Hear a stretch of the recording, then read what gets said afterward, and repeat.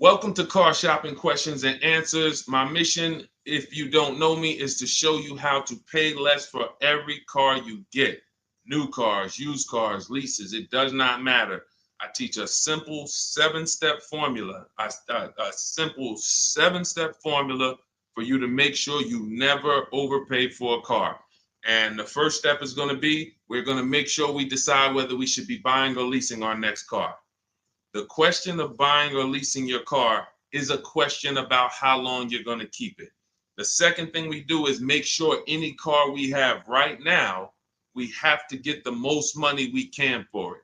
That is a big deal. You cannot focus on the car you're buying without focusing on maximizing the value of the car you have right now.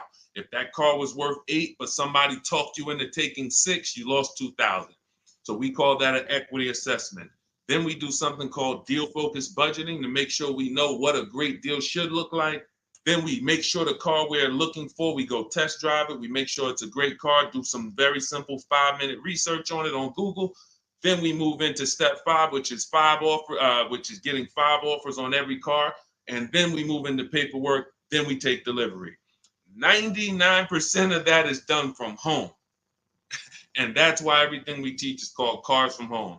In fact, everything we'll be talking about is out my new book. It's a digital book called Cars from Home. It's 5-star rated. You can Google it, and you can get your copy for 75% off in the comment section on YouTube, in my TikTok bio. You will not leave the broadcast. You'll still be able to hear us. And in my Instagram bio and Facebook, we have a link for you to get your copy. So our first question comes from hold on one second. We'll get into our first question. Keep typing your questions, y'all. So Dolan's gonna pull them all in. I just got a message that we're having a little trouble with Facebook here. So our first question though is gonna be from Vanity on TikTok. She says she wants to lease. She wants to do it in her business name though. Okay, great question. We'll get to that in 10 seconds. Hang on one second. Okay, we're on the right page. Boom. Let me see. Got my internet connection. Thursday live. Let's go. While I'm doing this, you should be typing your questions. If you're looking for a new car, if you're looking for a used car, whatever you're looking for, Deshone, I don't even know what should I be looking for. You should be typing those questions to make sure that we can get them answered while we're on here. So let me just make sure. Live. Boom. All right, let's try Facebook again. Facebook might be giving us some trouble, but we don't like to leave anybody out. So let's go. Let's see if we go. All right, looks like Facebook is freezing. All right. I don't think we're going to be able to get around this right now. Broadcast failed. Okay, so we'll focus on YouTube. We'll focus on TikTok. And we'll focus on Instagram for now. We'll figure out Facebook later. Okay. So, and that's a good question. We'll talk about that 50,000 mile a year. That'll be the next question, Dolan. All right. So, Vanity, you want to lease. Let's talk about who leasing is for. Matter of fact, no, you already know you want to lease. So let's focus on what you talked about, want to put it in your business name. So I used to work for Mercedes. Some of you may know that. I used to work for Mercedes for 5 years. I worked for General Motors for 5 years. That's where I started my career. And then I went to Mercedes. I worked there for 5 years. Now, we had a lot of people getting cars in their business name, realtors, people who use the car for business. And then you had commercial leases. Then you had people who did like big business. They were putting cars in their business name and they needed commercial financing. General contractors, electricians, things of that nature. Most people, that's not going to be you. You're like the realtor. You are using your car and you're trying to see, well, can I put it in an LLC? Now, here's the problem that you need to make sure this is not you. We've never seen a day where anyone can come on and make a video, and if that video scratches the people's ear, if it's like, oh, that sounds like something I want to hear, then it could do well, and it could be totally wrong. So we have people telling people you can put cars in your business name. but the car is not going to be used for business. And here's the problem. When the IRS comes to audit you, they're not going to be around. So what you need to make sure of is if you are putting your car in your business name, you're actually using it for business. If you go and you get a couple hundred or a couple $1,000s a year in write-offs because the car is in your business name, and then you're audited and they ask you, well, what do you do with the car? And you tell them, well, I deliver cakes to my customers. I have a home business, but I deliver. Okay, great. Okay, that passes the test. Talk to your accountant. Talk to your accountant about this because I'm not an accountant. But if you are a teacher and you're buying a car in your business name and you have this LLC that you haven't really kind of decided what your business plan is, but yet you're writing off mileage or writing off payments or maintenance on your car, you have nothing to prove when they come and audit you. And you're not going to be able to say, well, I saw people. So it's just going to be a bad look. It's going to be very bad for you. So let's prevent that by just making sure that if you're going to buy a car in your business name, you'll be using it for business. That's very simple. And if that's the case, then everything's easy. I didn't even know people were going to put the car in their business name until the deal was done. Most times, like, the realtors, the thing, people would just be like, okay, I'm going to put it in my LLC. Perfect. So what would happen is instead of a normal credit application, you do a business credit application and you be the personal guarantor. Now, some people may tell you, again, there's tons of videos out there. Oh, you can put a car in your business name. You don't have to guarantee it. I don't teach that stuff. I've dealt with people who had fleets of vehicles that could not get a car in their business name without personally guaranteeing it. They had 10, 15 cars. Now, after you get, they might have not known because there's people you don't need that much, but it's not just easy to do. Maybe there's one bank that does, but again, I don't teach that. So if somebody said to you, you can put your car in a business name, no problem, no signing, no personal liability, then I always say go learn from that person how to do that. What bank does it? What car can I buy to do that? But the majority of people you're going to see are putting cars in their business name because they're using it for their job or they have a company, and that's it. Buy your car, learn to get your car to pay the best price for it, and then when they ask, whose name are you putting it in? You're putting it in your LLC's name.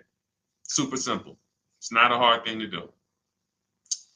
It's really based on your credit, but let me tell you something very important. I learned this the hard way. When I worked for Mercedes-Benz, I had a guy who came in, he bought an S550 from me. And he said, putting in his business name, all good. Now we get to the point where he calls me maybe a couple weeks after, and he says, hey, did the finance manager put the car in my business name? I said, yeah, absolutely. He said, it's still showing on my personal credit. I said, really?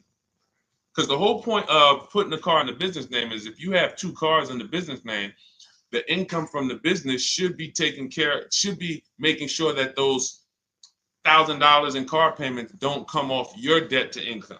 Don't come from your when you go and apply for new credit. If they see, wait, you got all these car payments, we're not giving you any more credit.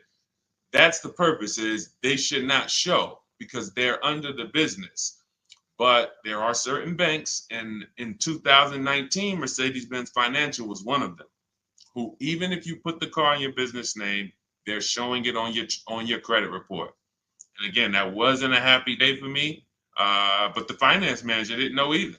So it wasn't even like, it was like, so I've been telling everybody since then, if your goal is to put your car in your business name so it doesn't show on your personal credit, make sure you talk to a finance manager that works in that brand and you make sure that it is not going to show, because sometimes it does.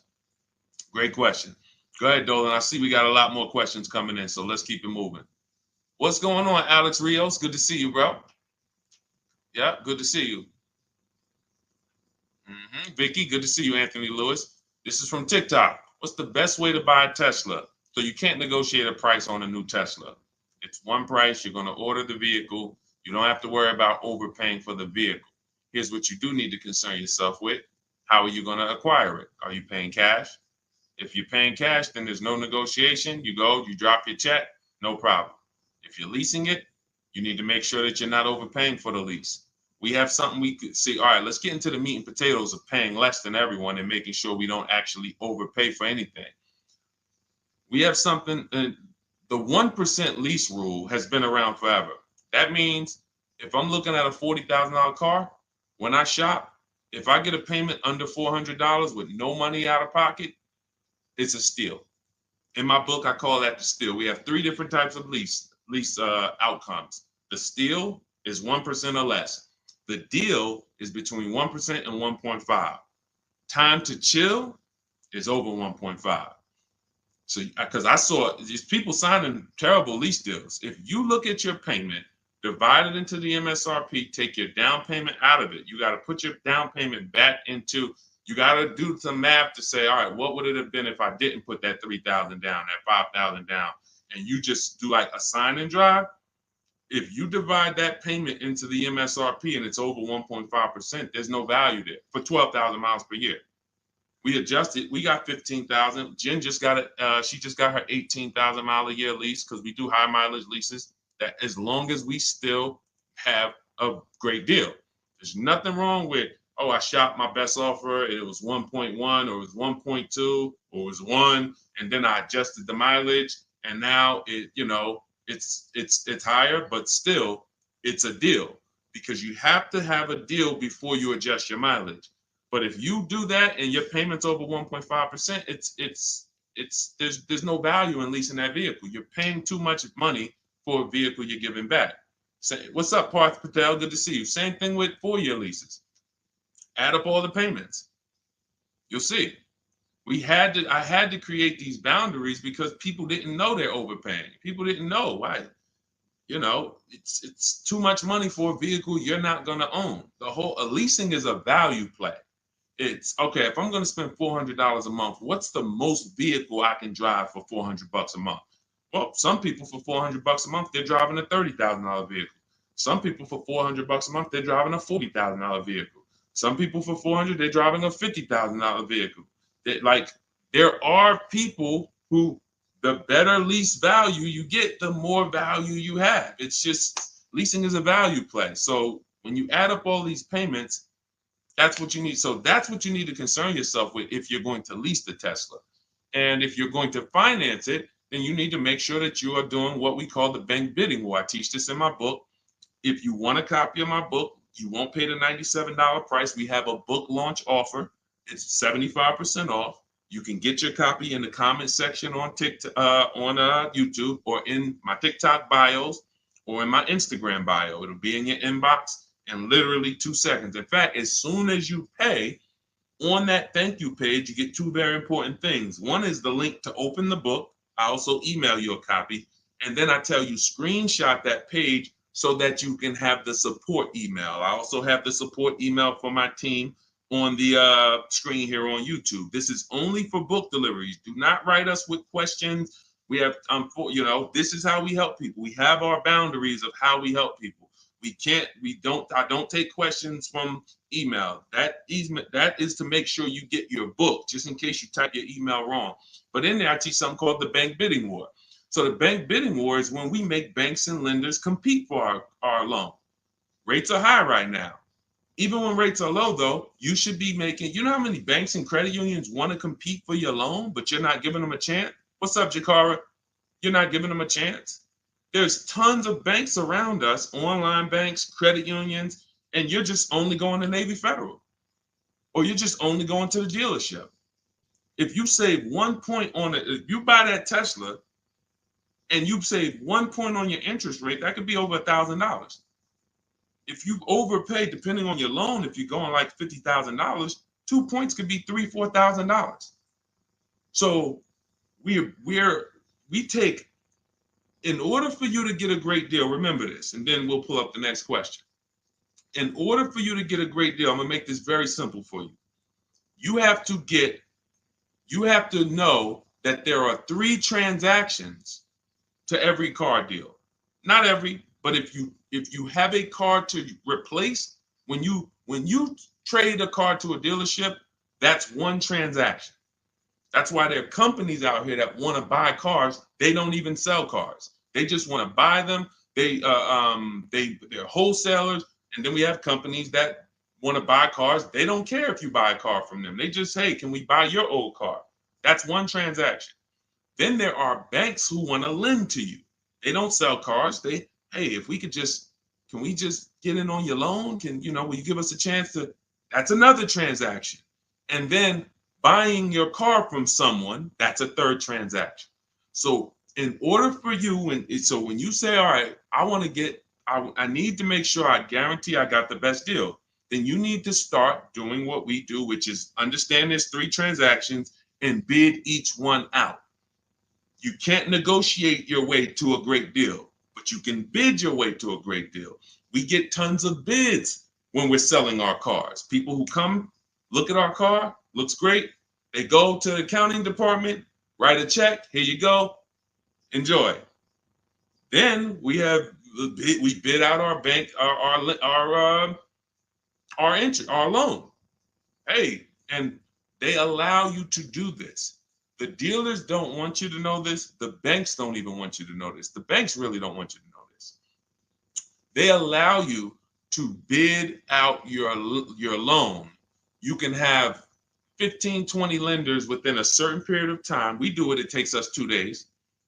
Once you get your car, you can have multiple lenders access your credit and give you loan offers. Multiple lenders. That doesn't mean you go to dealership to dealership to dealership and let them all run your credit. That's not rate shopping. That's car shopping. That when they look at your credit report, they're like, okay, this person's going to every dealership they can and just letting everybody run their credit. That'll drop your credit. But finding a car, locking it up, in your case, it's going to be a Tesla, if that's where you go, and then coming home and saying, okay, now let me let Chase run this. Now let me let community credit unions get a shot at it. Now let me let Navy Federal. And hey, now let me let Lightstream. And I have resources I recommend in my bank. In my book. No one pays me. None of these companies pay me. I hold myself to being a journalist in the purest sense. No one's paying me to get mentioned. This is who we use. This is who I use. So we have to know who these companies are and give them a shot at our business. And then we see, then the dealer might have 13 more banks. Then some people would say, oh, I don't let dealers run my credit. Well, you don't realize something. Dealers have tons of leverage with banks. Dealers can call because they give banks millions of dollars in loans a month. So they can call if they're trying to beat a rate. If you come in, hey, this is my rate, 6.2. Oh, listen, I need to beat this rate. The problem is when you go and let them be your first offer. So when you get your Tesla, if that's what you decide to do, you need to make sure if you have an old car, you're bidding that out. CarMax, Driveway, Carvana, Kelly's Blue Book Instant Cash Offer, AutoNation, and Car Gurus, 6 offers in 20 minutes. Competing offers. CarMax, I'm going to say that again. Listen, everybody who's been on the stream, again, if this is your first time here, type the number 1. But even if you go credit union, see, understand, somebody said go credit union. If you're not making people compete, you can't. If you came out your credit union and you said, all right, I just got a loan here. If I said, hey, bet me $1,000 you couldn't get a better rate, would you take the bet? Probably not. Because you only let one person have a shot at your business. You don't know if this other credit union could have beat that. You don't know if Chase Manhattan could have beat that. You don't know if you did. There's 20 people that want to do business. So just to go in and say, all right, well, that's the credit union, I'm going to go with them. If they win the bid, then they got the business. But welcome to the first time people. What we do here is we bid. And you're going to learn that that's the easiest thing in the world. That's why car shopping from us. Look at people like Tote, BMW, $54,000 BMW, $690 a month, 1.26. She did it from home. Did it from home. Ended up saving $8,500 off, including the rebate. $8,500. Look, Benita, during the pandemic, I would love to honestly get someone on here who leased a Kia Telluride during the pandemic. I would love to see if your paperwork, if you did a no money down deal, I guarantee you're paying $800 a month, 700, 800, potentially 900 a month. Bonita got hers for 600 a month. Look, I always keep hers because some of you say, Deshone, when is the market going to get better? We've been making below market deals when there was blood in the street. That's it. As long as you know how to make people bid, you're going to get below market deals no matter what the market does. That's what, type a light bulb or type dollar signs if that clicks.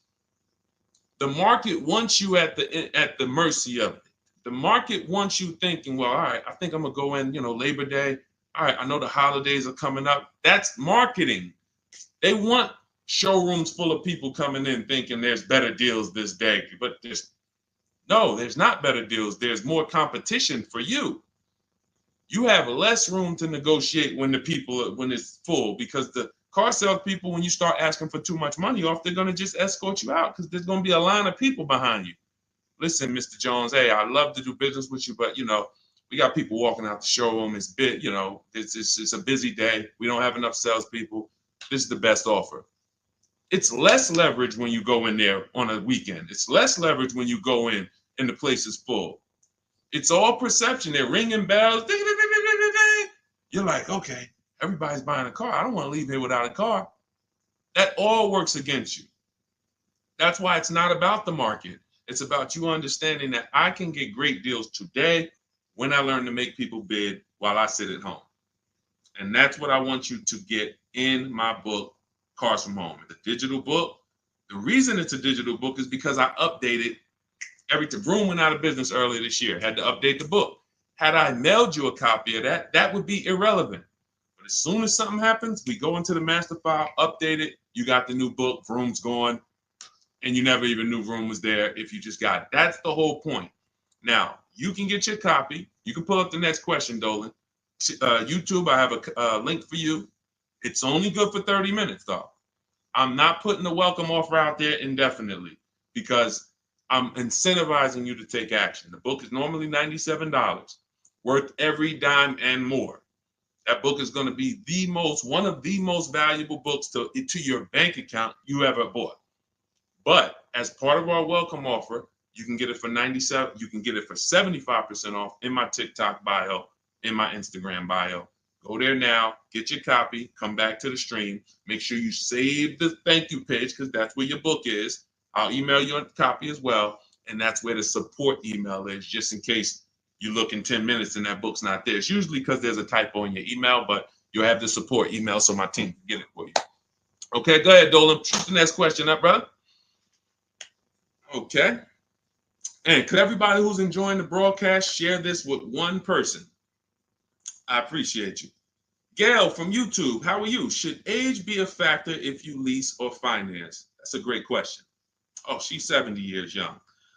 No, it's only a matter of how many years you're keeping the car. I'll give you an example. Felicia came in she started working with us, pandemic. I might have a picture of her BMW she got. She never thought she could afford a BMW because who knows how every $5,000 on a car loan is about how much per month.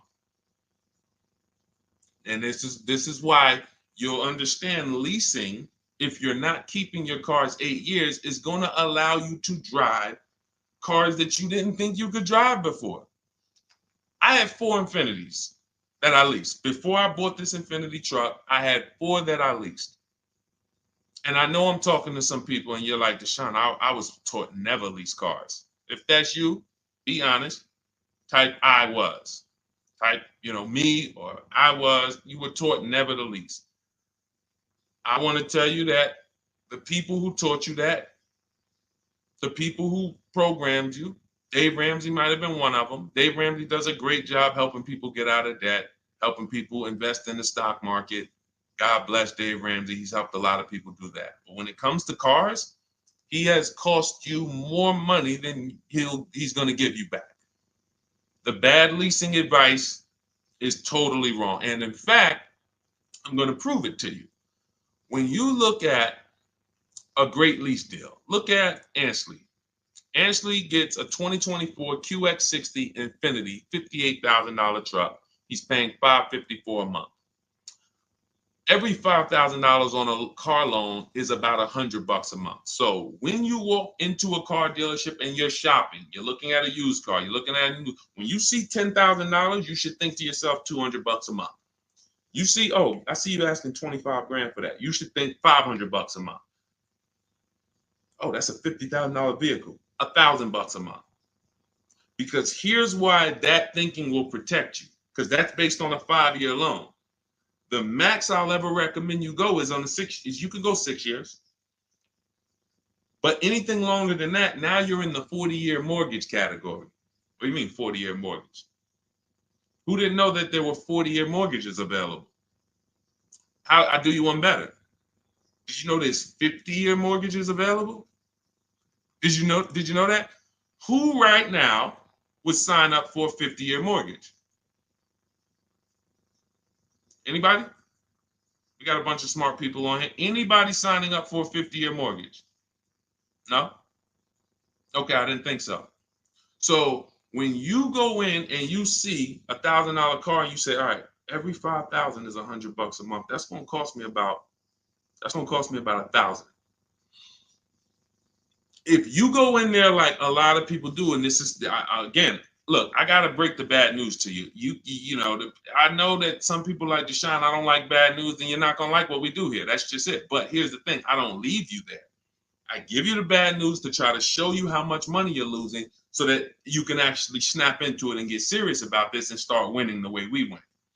If I just come to you and say, you're doing so good, your car deals are just so good, that used car you bought, man, you really paid a great price for it. You really got a quality car. You got a below market deal, but let me help you do better. You'd be like, no, I'm actually doing good. I have to come to you and let you know that if you don't know the new price of the used car you bought, you don't know how much it was when it was new. How do you know how much discount you saving? All of these things that is like bad news first, that's what we got to do.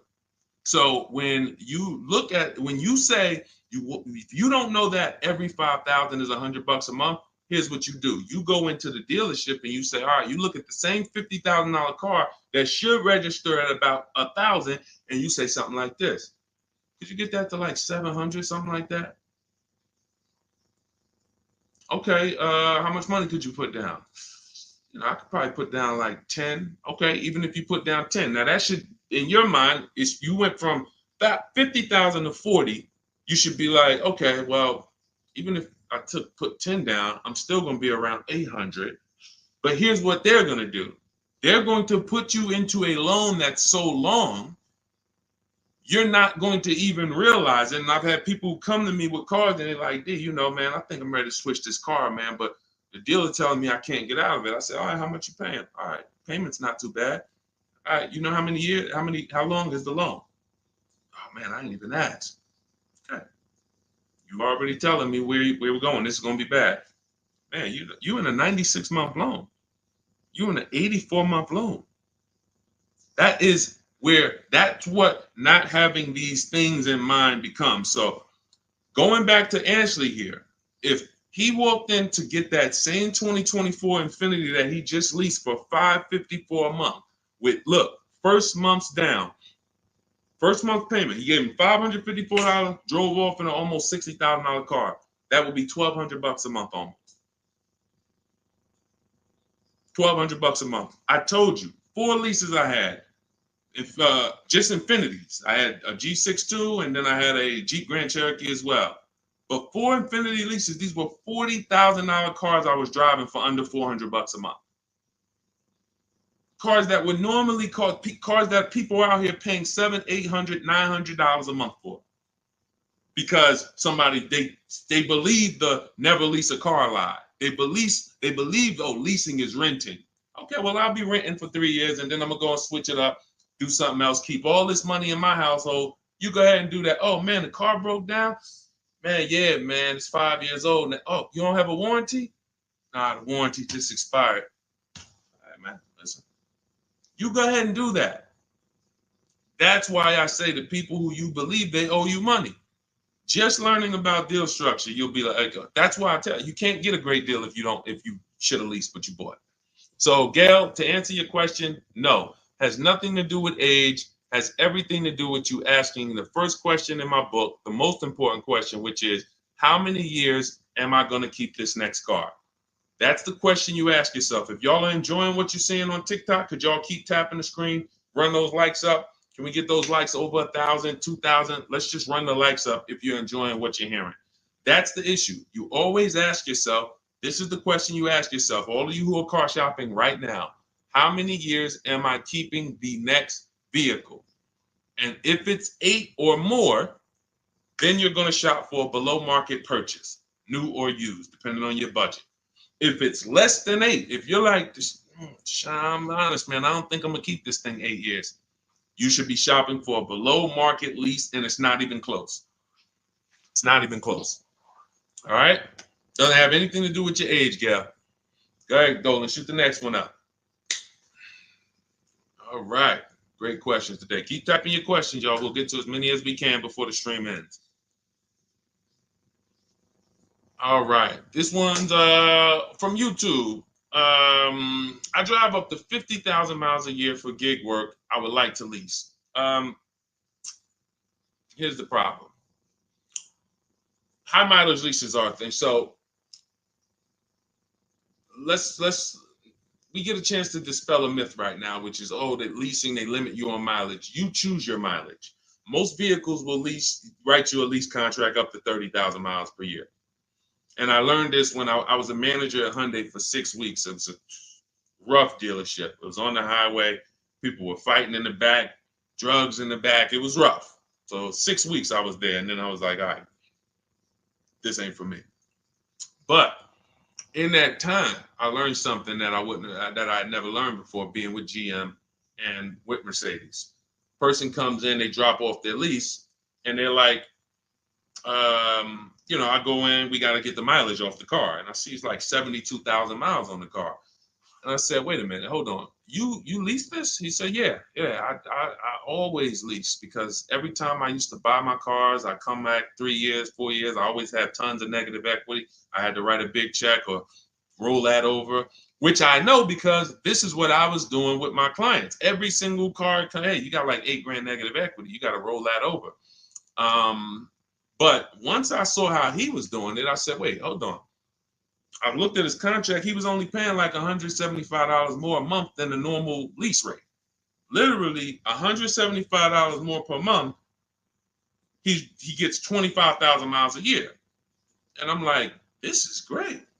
Because $175 per month more times 3 years is much less than if he brought that car back and had to write a $12,000 had $12,000 in negative equity, which a lot of you high mileage drivers continue to have. You have the worst negative equity more than anyone. Normal drivers who buy, but they should be leasing, they're going to have $5,000-10,000 in negative equity. High mileage drivers, you guys could have 10 to 15, 18,000 because you're depreciating the value of your cars. Your car's value is like this, but your loan is just moving very slow. So that's when I started telling people about high mileage leases. Now, I haven't, in your particular case, what I would probably recommend, I have 2 high mileage strategies in my book for short-term people. One is a high mileage lease. One is something I call two cars, one payment. 2 cars, one payment is I'm going to buy my first car, or you may own a car now, and you're going to pay that car off. So let's say I'm you and I'm putting 50,000 miles on the car. You should be, quite honestly, paying these cars off sooner than later. You shouldn't be taking 5- and 6-year loans like everyone else, because I would assume with you putting 50,000 miles a year on a vehicle, that vehicle is making you money. So what you're doing when you take a long loan is you're just pushing your losses to the back. Instead of taking a shorter loan, like a 3-year loan, max 4, and then saying, okay, I'm going to drive 50,000 miles per year, 200,000 miles, I'm coming in, I'm going to turn this vehicle, and I'm going to have it paid off, though. What you're doing is say, all right, I want a lower payment. Instead of a 4-year payment for, $650, $700, I'm going to take a 6-year payment for $400. So what you're doing, you think you're winning, but you're actually losing, because it's like that extra $250, $300 a month you're making is actually not profit. You're just you're pushing your losses to the back, because when you come back in 4 years and that vehicle has 200,000 miles on it, it's going to be worthless, but your loan is going to be like 17 grand still. You're going to owe so much more money, and you're like, wow, what do I do with this now? You have to roll it over. So the solution would be to take a shorter loan, take a shorter loan, and then turn the cars when you're ready to. They're paid off though. So it's a couple years old, it might be worth 5 grand, 7 grand. So now instead of you actually having negative equity, taking losses in the back end, pushing that loss to your next vehicle because you're rolling it over, you actually have an asset now, 5 grand, 6 grand, 8, that you can use towards your next car. But it's all about knowing I'm going to take less profit per month. I'm not going to take the most profit per month and think that I'm going to be able to do this. So now, if you say, if the 2 cars, 1 payment strategy is, you would actually pay off 1 car and then you lease a nice car. So you maybe lease, once my first car is paid off, it has 2, and that first car needs to be something that is known for going 300,000 miles. Literally, very, very important.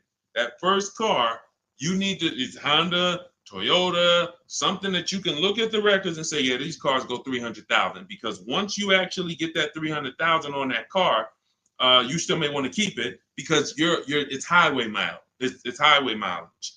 So I'm gonna have my car that I put my mileage on. I'll put maybe 25,000 on that Honda a year, or even 30,000, and then I'll have my lease that I lease for like 15,000 miles a year, or 20,000 miles a year. And then I got my nice car. I switch every 3 years, and I got my lease car. I got my mileage car to balance it out. That's 2 cars. You're always gonna have 1 payment.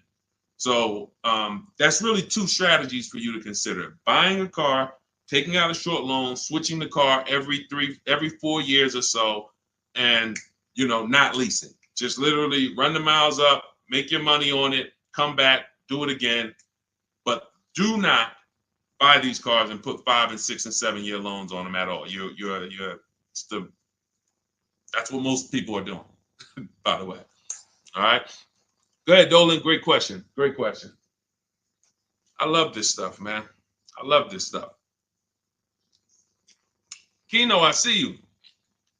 Armando Lara, if you're enjoying the stream, type $signs. If you're enjoying the stream, type $signs. $signs. I already know this stuff. I already know this stuff. I need you to know it. I need you paying, I need you confident in your deal. All right. TDA Tastemaker from Instagram. If I have a car in my possession, but I defaulted on my loan, but I still have the car, what's the best way to get my title? I don't know. You're not paying the loan, you defaulted on it, and you're trying to get the title. No way. There's no way. They're not going to release the title until it's paid off. Got to figure out a way to pay or sell. I don't even know. Can you sell it? Depends on where you are. How far behind are you? We can try to get out of that car, go into something less expensive. I would try to sell the car. I would go on CarMax, Driveway, Carvana, KBB Instant Cash Offer, AutoNation, like Car Gurus. Get my 6 offers, see if you can sell it. Go into something less expensive because that repo is going to follow you. So what's happening is this is baggage. This is why I need you to either fix your credit over the next couple years. You can follow Shonda Martin. Y'all know I recommend her all the time. She's just like me, but she does credit. She'll get on, tons of hours of information. She helped me, just little tips she helped me. I went like another 50 points on my credit score, just stuff I didn't understand because I don't study credit. You know what I mean? I'm not an expert in credit. Even though credit involved, think about that. Credit is a big part of what I teach. But I don't go into credit because that's its own subject. So Dave Ramsey would be like, hey, well, a lot of my people are buying cars. I guess I'll talk about that too. No, let the experts talk about that.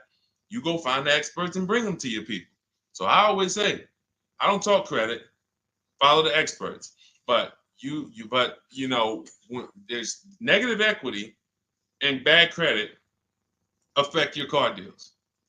So the mission is, how do I make deals without negative equity? You got to know the cause. You should be leasing, but you keep buying. You should be shopping for below market leases, paying cents on the dollar, but you keep buying. Second cause, the second thing affects your deal is bad credit. So we got to make sure that we are working on our credit, and until your credit is fixed, you should be driving something inexpensive. Get the least expensive car you could afford. I mean, that'll Facebook Marketplace, drop $2,000, $3,000, $4,000. Find someone who's an owner. You want to find someone. I picked up a car because I work from home. We have another car. We got the Infinity truck. I picked up a car from a grandfather. He was 98 years old, and he owned it for 10 years, and it had 70,000 miles on it. It was an '08. I said, listen, how much? He said, $3,700. I said, all right, let's go. It's a great deal, and it's just my point A to point B car. Why do I need a car that I'm going to tie up a bunch of money in to go? I drive that car 1,000. If I drive that car 100 miles a month, 200 miles a month, that's a lot. You have to know, and I call this in my book, the SMART strategy. It's called saving money at the right time. If your credit is not right, you don't need to go out and try to flex. You need to be trying to get something inexpensive. Oh, but they're going, man, I can't pull up like this. Then you go ahead and be financially foolish. Go ahead, pay 19%. Go get the Dodge Charger you want and pay 20% on it. And you're gonna overpay for the car. Go ahead, do that. But don't say I told you to do that. So what I'm doing is I'm getting an inexpensive car that I'll find on Facebook Marketplace that an owner has had in their driveway. They know everything about it. Pick it up for a couple grand. Don't buy from these dealers who pose as owners who just got the cars from auction. You ask them, hey, how long you had it? Hey, what happened? They don't know anything about it because they just got it. And I'm getting an inexpensive car until my credit is established. And what I would be doing is literally driving that car for 18 months or 2 years, getting my credit right, and then I'm going to lease something brand new. And be like, Dad, so you just went from that car to pulling up with something brand new? How you do that? I had a plan. That's how we do. So all of this, everything I'm teaching is out my new book. It's called Cars from Home, 7 Steps to Saving Time, Money, and Avoiding Dealerships. It's normally $97. You can Google it. It's 5-star rated. I think we have, how many ratings do we have now? I think we have, thank you to everyone who's reviewed the book, who's rated it. I appreciate it. 58 ratings. Appreciate it. You can read what people say about it. You can see how they've used it. You can see everything. So you won't pay the normal $97 price. If you go to my TikTok bio, as long as you get there before that timer hits 0. If you went to that page and that timer started clicking, once it's 0, it goes back to $97. You won't get the 75% off. So go back, get your book, and then you can come back to the stream. But make sure when you get your book, you save the thank you page so you can have the support email just in case your book doesn't hit, you usually type your email wrong, you type in too fast. We'll make sure you get it. And then on YouTube and Instagram, you go to my bio, get your copy. YouTube and Facebook, we have a comment for you in the link. We have a link for you in the comments. Next question, Dolan. Go ahead, man. This one from Instagram. I'm doing a regular lease. I need help. Can you explain the 1.2? Okay. Can you explain the 0.125 APR again?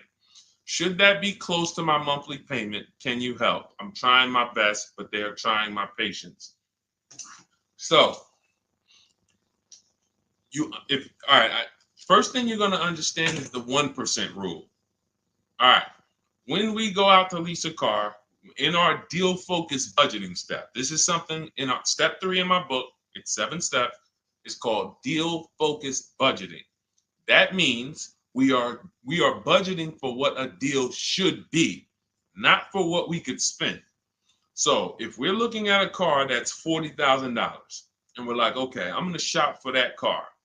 When we're basing everything on the 1% rule, which is 1%, a 1% payment is 0.01, 0.01, $400.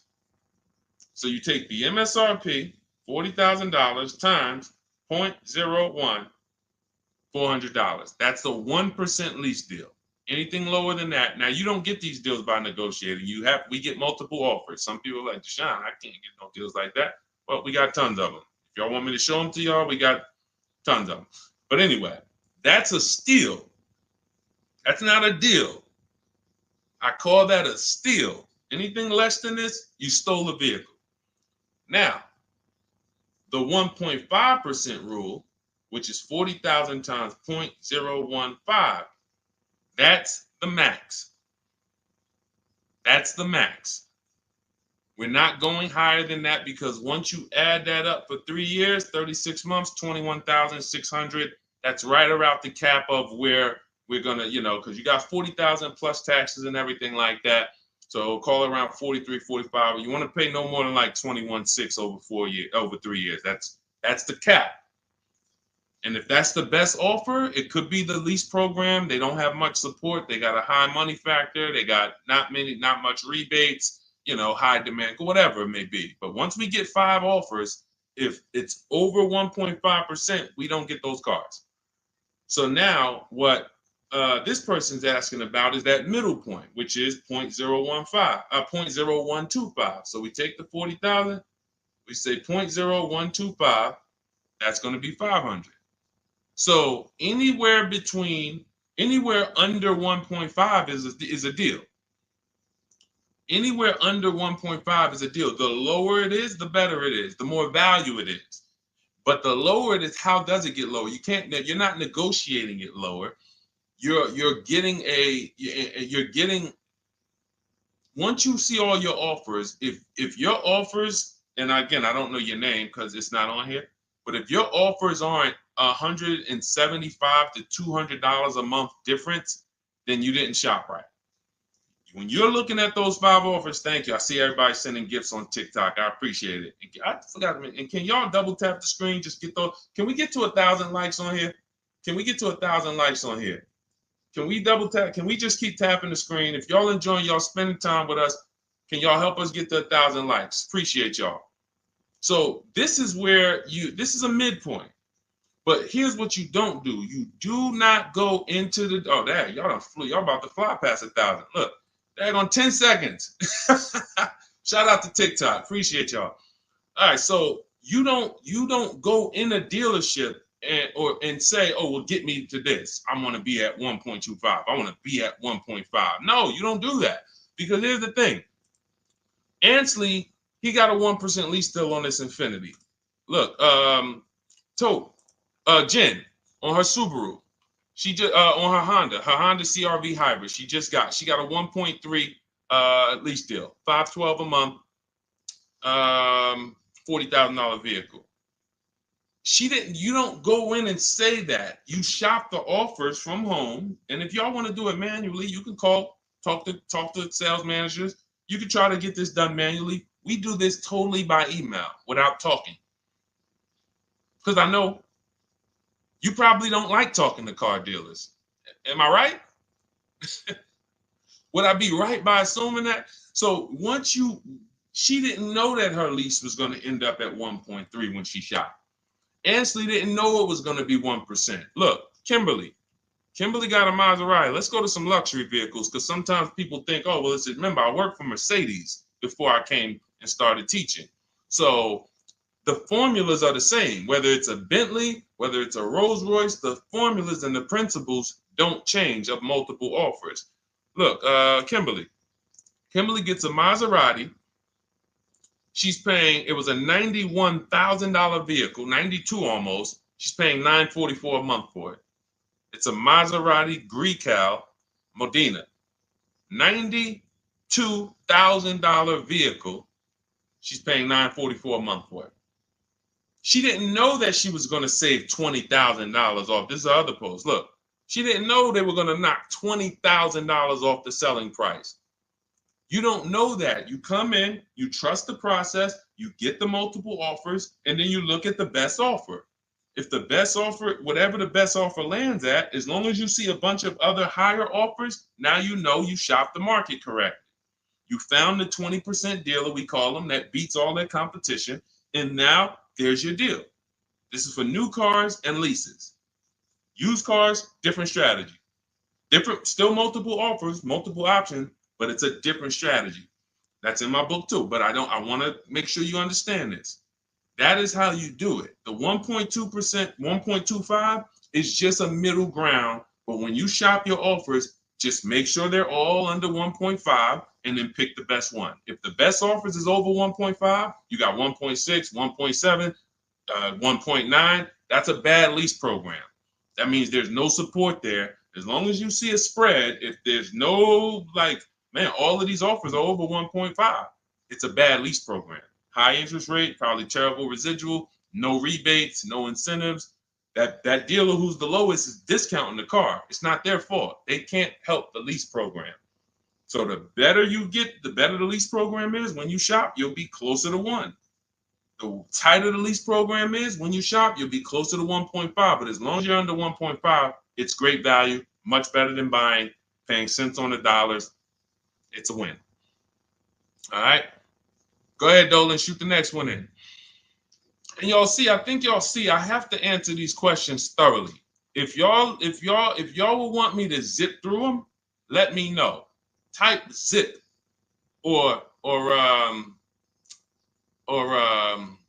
type either Z for zip through or D for details.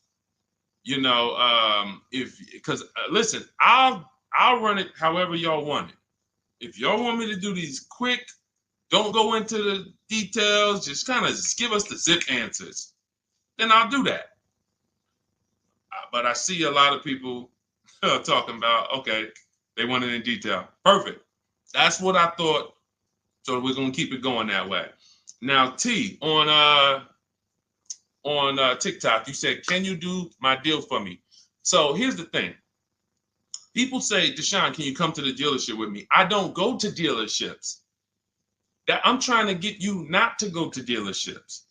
So, but we do have a look. If you can go to my TikTok bio, you can see there's a button there that says "Shop with Deshone," and you can see if you qualify to shop with me. Because everything I do is from right here until we go test drive. Until we go test drive. So, but if you want to learn how to do what I do right here, and you want to do it together, go see if we qualify to shop with each other. I don't shop with everybody though. I can't. So go there. That's a separate thing. And let's go. I think we got time for a few more. This one's from Instagram. I'm looking at a 2024 Mazda CX-5, $39,445. I see a fee listed. What is silent security? That's what 80% of dealers do. See, don't try to change 80% of dealers. They are going to actually charge you as much as they can. When you negotiate with them, they're going to say, "This is my best price." They're not lying to you. That's their best price. That's not their competition's best price. So when you're sitting at home, unfortunately, I think you could be from this mindset. Deshone, aren't all the Mazda dealer prices the same? There are people who think that. There are people who think like, okay, it's like the Apple Store. Like Apple Store next to me, Apple Store in Santa Clara, California, Apple Store in here, it's gonna be, these are all the same price. I'm gonna just deal with who's closer. It's like McDonald's, right? Same price here, let's go to the closest McDonald's. Nope, it's totally different. These are competitors. These are competitors, individually owned franchises. They compete against each other and they try to beat each other, which is why when you get to a dealership, what don't they want you doing? I want to give y'all some time to type this in. What don't they want you doing? Once you sit down in that seat, if they can get you to sit down in that seat, which we don't do. We never talk numbers in a dealership. We're there to test drive. What don't they want you doing when you're in a dealership? Y'all don't need to hear this from me. You've experienced it. They don't want you leaving. Thank you, Smokey. Thank you, Smokey. Newberg, yes. They don't want you to leave. Luis Soto, I see you on Facebook. Don't leave.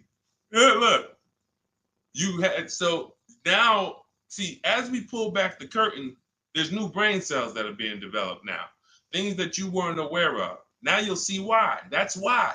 Because the last thing they want you to do is shop their competition.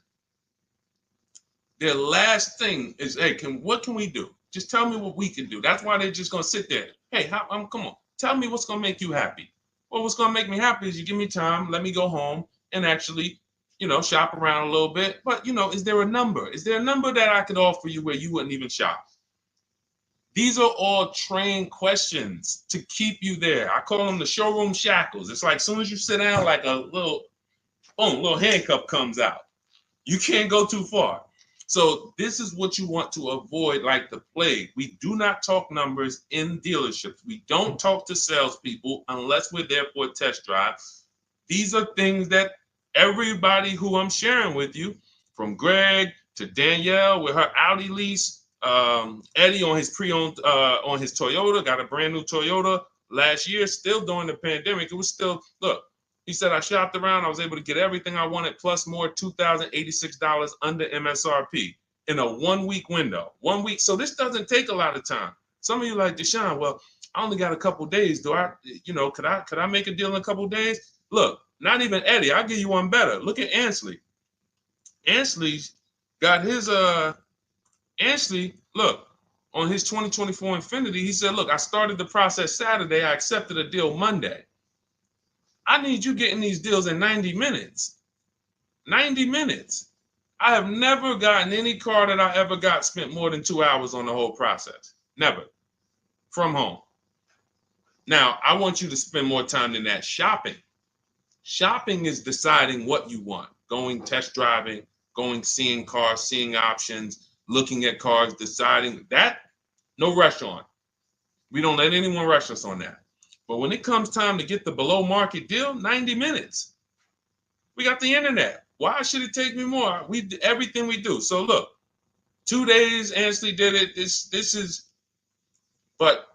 what you have to do. Like, get out of that old process of being trapped in dealership and realize, Messing King, the dealership you're looking at is just one of many. The whole area around us is one big marketplace. If there's 25 Mazda dealerships around us, you're going to know. I'm talking to all of these people. They're fighting for my business in my email. They blowing my email up. They all want to sell me a car, and may the best dealer win. It's empowering. It's beautiful. So everything is in my digital book, Cars from Home, 7 Steps to Saving Time, Money, and Avoiding Dealerships. You can get your copy for 75% off as part of our welcome offer. How the heck did we go from 500 likes to 3,200 likes on TikTok? Shout out to y'all. We on 2 TikTok channels right now. But y'all done blew this one up. Appreciate y'all. In my TikTok bio is your copy of Cars from Home. You'll also get the bank bidding war blueprint for those of you who are financing, and teach you how to make banks and credit unions bid, and everything step by step. You won't pay the normal $97 price. You get there before that timer hits 0. You'll get it for $24, which is 75% off. Same thing in Instagram. Go to my Instagram bio now. Before the timer hits 0, you only got 30 minutes. Get your copy for $24 instead of $97. And on YouTube and Facebook, we have a link in the comment for you guys to get yours for 75% off. All right, Dolan, let's roll with I think we got time. Let's see how many. Go ahead, shoot the next one up. Looking at the clock. I have front bumper damage on my Ford EcoSport and 3,500 negative equity. What should I do? There's only 2 things you can do to get out of negative equity and into a new car. One of them, there's 3 things actually, but one of them doesn't get you a new car. Negative equity, I call the bad credit for people with good credit. It's the only time I see people will walk in the dealership with a 750 or 800 score, they leave with no car. Negative equity stalled the whole deal. So what you want to do is you get your bids, Young King, you get your bids from these companies, CarMax. This will take you 20 minutes. This is step 2 in my book, the equity assessment. We need to know what the real equity is, what the real negative equity is, and we don't do that based on an algorithm typing in 2,000 this, and then in 5 seconds This says, oh, your vehicle's worth this. Now go fight for it. No, we get offers. So you're going to go to CarMax, Driveway, Carvana, Kelly Blue Book, Instant Cash Offer, Car Gurus, and Auto Nation. You get those 6 offers. Now, the best thing for you to do is to close the gap and pay the difference. So whatever your highest offer is, if you have the money, I will pay the difference, because none of those higher offers are going to be as good as no dealer is going to be able to get close to your highest offer over there. Now, a thing for you is if all your offers are under 10 grand, you can list that car on Facebook Marketplace. I would sell it privately if the offers are around 10. Once you get to like a $12,000 car on Facebook Marketplace, you're really limiting your options because people need loans. So not too many people can come in and stroke a check for 10, 12 grand. So your buying pool is going to be limited. But I would go that route, because if they come in and they pay you $2,000 more privately, now you might only have to come up with $1,000 or $1,500 to close the gap. I would prefer you to do that, because then you get to do a clean deal. You get to go shop for a car, or when you're shopping for your car, once you get it, you're selling your old car to this buyer, and your deal is clean. You don't have to roll any baggage over. Now, if you can't pay the difference, you now have to bring baggage over. And unfortunately, you have to do what we have a curse word here. We don't say it much. I don't like to use it. It's a curse word. It starts with a T. Does anybody know the word that we use? Something we don't do. We don't do. But you're going to have to do it if you can't pay the difference between the negative. Thank you, Ivan. Trade. Thank you. I love my people. Man, listen, man. I love the people who locked in. You could tell the people who just like, man, Deshone, listen, I hear you, bro. My money's important to me. I can't be out here on a stream with you and not be getting what you're saying. Like, my money means something to me. Correct. Trade. We don't trade, because again, you're not going to get the most you can get for your item trading it. You get the most doing what I told you to do over the last 90 seconds, which is putting it on the market, multiple offers, competing, blah, blah, blah, blah, blah. So if you have to trade, then what would happen is you would have to shop for your vehicle, get your best offer, and then once you get your best offer, you would have the used car manager look at your car and say, okay, we're going to roll that over. So, you know, if your best offer over here would have resulted in $3,500 in negative equity, when you get your best deal here, they're going to now, it's probably going to be $5 grand in negative equity, because they can't pay those prices that Carvana and Driveway and Auto Nation, they can't compete with that. So now here's what you also could do, which I hope you don't do. You can go into a dealership and just say, hey, can you trade me out of that into a new car? I want to lease or I want to buy something. And they'll pretend you won't even understand the numbers. They'll just be like, all right, what payment you want to be at? You won't understand how much negative equity you have. You won't even understand that. Yo, dad, y'all, how I end up with 6,000 negative equity from y'all? Oh, because you just let them merge the deal. You gave them 2 chances. So what we do is we shop for our new car, get our bids, or if we're looking at a used car, we use my multiple marketplace strategy in my book. We get our deal. We find our best used car. Once we lock it up, now we already know those prices. We know what our all-in price looks like, because whenever we get a price, we get it all in, taxes, everything in. And now it's like, all right, can you tell me how much you would pay me for my car? So now it's like, oh, okay. Now you can see, oh, it's 3,200 in negative equity.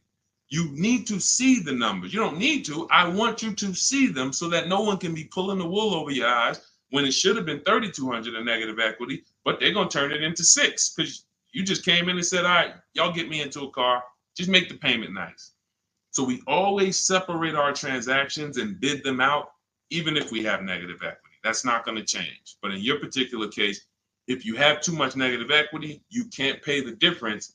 You lose the ability to bid out your car, which is a major part of what we do. We bid out our car so we can maximize that. If you can't pay the difference, you now have to trade, and one step of the bidding process you can't do, which is why I say stay out of negative equity. You should be going into a lease. It's no way. Only people who should be going from negative equity to another finance is if you had an emergency. which means like, okay, Deshone, I had a small car and my wife just had twins. Like, you know, I had a two-seater, I had a coupe. She's having twins. Now we need a bigger car. I was going to keep it 8 years. I was going to keep the car 8 years, pay it off, keep it, but now this doesn't work for me anymore. The next car you buy needs to be kept 8 years, because if you go from negative equity, go finance another car, not lease it, and then take out another 6-year loan, and then 3-4 years in, you're like, okay, I'm gonna switch again. Now more negative equity. Instead of 35, you're gonna be at like 7 or more. And then, oh, let's roll that over. And it's just a repetitive cycle of always having a car payment, never paying the car off, and always have it paying for your old car in your new car. Negative equity, the devil to your car deals. The bad credit for people with good credit. Stay out of it. Learn the lease. All right, y'all. Listen, we just hit the hour mark. Great job. Thanks for everybody who tapped in. I hope you got a lot of value out of this. Again, some of you who are like, Deshone, I need the blueprint. I want everything you teach step by step. Walk me through each play. My book is called 7 Steps to Saving Time, Money, and Avoiding Dealerships. It's a digital book. It'll be in your inbox in literally 2 minutes. Go to my TikTok bio, use the 75% off link. Go there, you'll have it. But make sure as soon as you activate that link, Instagram too, you screenshot the thank you page. As soon as you pay, you get the thank you page has the book. You scroll down, it says click here to open your book. I also email you a copy, but I want you to have that support email just in case you type your email wrong or something and it's not there. You can get in touch with my support team so you can get your book immediately. YouTube, we have a link for you, as well as Facebook in the comments. Use the 75% off link. You won't pay the $97 price. But again, if you missed it, and that you was like, Deshone, I went there and that countdown is 0. It's back up to $97. It was a 30-minute offer, and I've been saying that for the last hour I've been on here. So it's still worth it at $97. There's no one who's going to get that book, use it, and be like, Deshone, that wasn't worth $97. You'll be like, Deshone, this is, I got a bunch of books on here. I'm going to end with this. I got a bunch of books on here. I'm going to be honest with y'all. I can't tell you if any of these books are actually saving me thousands of dollars. A couple. I got some good ones. Don't get me wrong. This will be a book, when you look at all the books you ever got, this will be top 3, guaranteed. Where you said, this book saved me more money than any other book that I own. Top 3. That's Cars from Home. And that's the standard we hold it to. It's already 5-star rated. And if you use it already, please go to Goodreads and add to the ratings. We'd love to see it. All right. I'll see y'all on the next stream. It's always a pleasure. God bless you. Keep winning. And make sure you send me your success stories by email. I want to see your car deals. All right. God bless.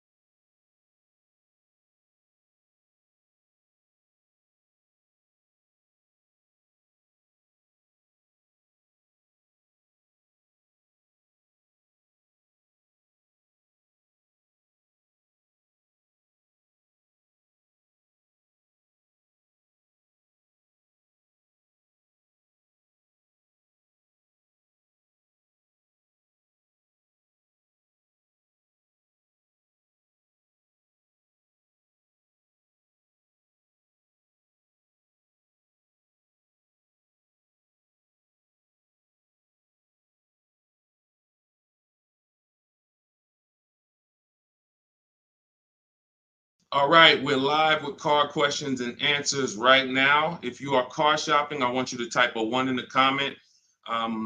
Right now, everyone's overpaying for cars. It is absolutely, it's crazy what I'm seeing right now. And as someone who spent 14 years in the car business, I cannot believe that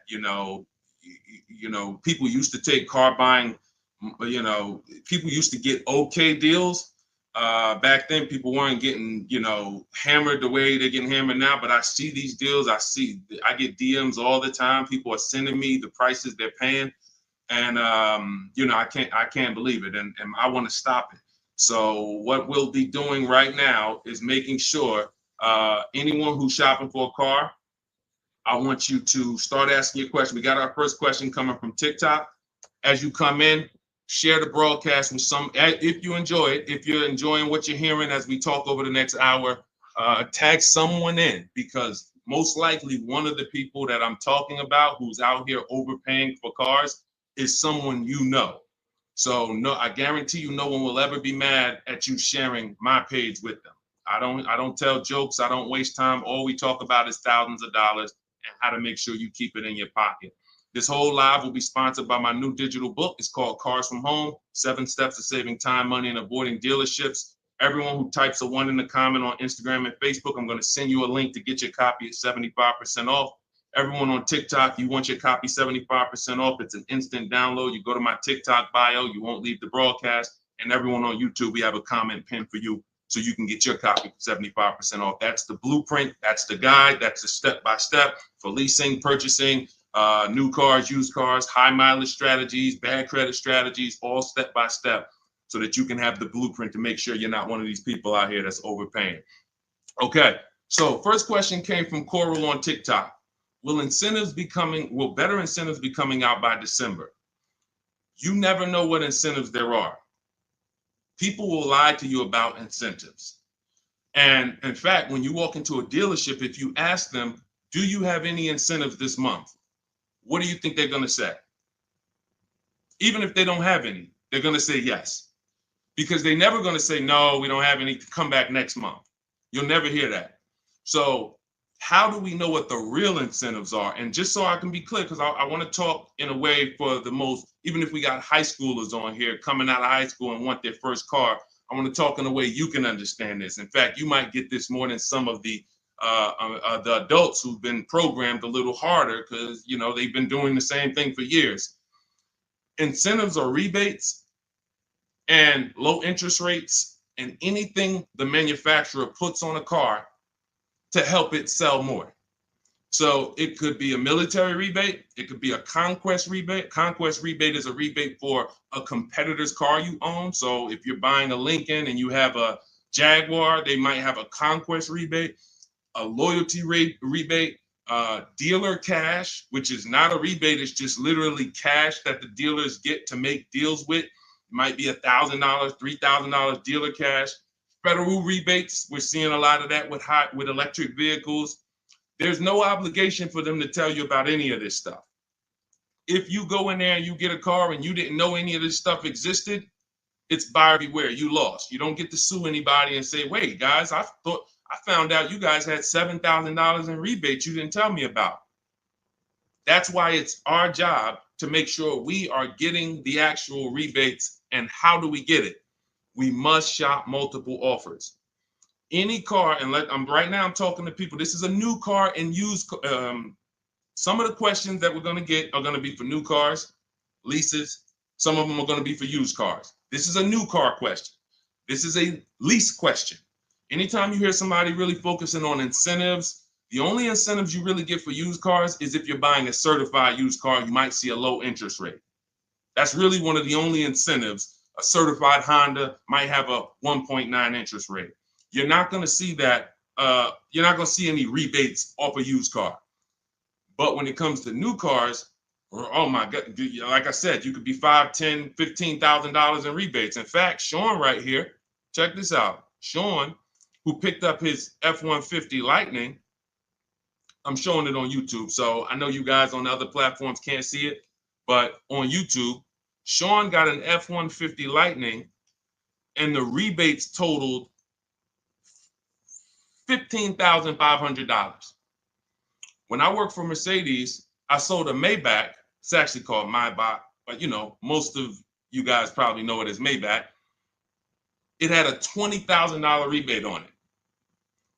So if you come in there, somebody asked yesterday, we were live streaming, right? And the guy's like, how do I get them the invoice price? Invoice price, that's 2004 internet stuff. Without knowing that you're getting the biggest discount and all the rebates, you got nothing. And that's what you need to know. How do you do it? You got to realize 4 out of 5 dealers are going to lie to you. They're not going to tell you about all the rebates. They're not going to tell you about some of the rebates. They might say, hey, we don't have any rebate. And then later they'll bring them. The only way for you to get them is for you to get multiple offers so that you can see that. I always suggest 5 offers. I have a strategy in my book called the 25 to 5, where we connect with 25 dealers online. That gets us 5 offers. If you want to do it manually, you can pick up the phone, you can call, only ask for sales managers. Do not deal with salesmen if you are going to do this, because then you're going to be, I'm telling you, I spent 14 years in this business. Only if you're going to do it my way, you'll do it only by internet, no talking. If you're not getting the book, if you don't have my book, then you say, all right, I'm going to do it the manual way. Call, only speak to sales managers, or your life is going to be hell trying to get these offers. And you need to get at least 5, because as I said, once you get one offer and you be like, oh, wait, this person took off $1,000. That's their best offer. Then you get another offer. Wait, this person took off $3,000. That's their best offer. Oh, this person said it's $3,000 rebates and they took off another $3,000. They saved me $6,000. Oh, that's their best offer. Then you're going to start to see how people are out here overpaying, because they're not shopping multiple offers. They're getting one quote, going into their local dealer and saying, okay, do the best you can. And then they're signing just the deal, feeling, oh, I negotiated for 6 hours. This got to be a good deal. No, it's not. So you must, don't worry about what a day, Coral. Don't worry about, oh, the incentives will be good in December. Shop now, see what the incentives are now, and then shop them again next month and see if they change. And then in the holiday time, shop them again. But you're doing this by phone, or in my case, we do it by email. You're never going to be able to do this going into dealers. And I think for those of you if this is your first time on a broadcast with me, type first. First time you've ever been on a live stream with me, type first, because you may not be familiar with anything we teach here. Anything we teach here. And so this is going to be an unlearning process for you. I see you, Arlie. Good to see you. Okay, I see you, user 609. You don't have a name, so I see you, Nadine. Welcome. I see you, 357 Scene. I see you, I Spent Cinematic on Instagram. I see you, Just Too Blessed on Instagram. All right, well, type up everybody who's been with us for a while. I want you to type welcome to all the first-time people. I see you, Maurice Jenkins on YouTube. I see you, Libo on YouTube. Everybody who's been here before, you kind of know a little bit about the foundation, or you've been mastered this. Maybe you got cars using what we teach. Type a welcome to the first-time people, so we can let them know, welcome to the new way. Welcome to the new way. There's gonna be a lot of unlearning, but we're going to try to make it as comfortable as possible for you. But the major thing that you need to understand right up front is I teach a philosophy called cars from home, which means you can get your best offer, below market offers that no one else is getting. You can pay prices that no one else is paying without ever leaving your house. And in fact, the only way for you to guarantee that is to make deals from home, because this is where you're in control. This is where you can't let your emotions get out of control and make a bad decision. And this is where you can use the internet to talk to multiple dealers at one time and have them bid for your business. All right. Go ahead, Dolan. Everybody type your questions. We'll continue to get to them. Coral, I think you kind of got the premise of what we're, what you need to focus on first, which is, unlearning the waiting for incentives and shopping wide, talking to multiple dealers, and actually monitoring the incentives from month to month yourself. Okay, what's up, D? This is Maurice from YouTube. What's up, D? I want a pickup truck. I like the Chevy Silverado. Okay, I know you said not to lease a vehicle you like. Okay.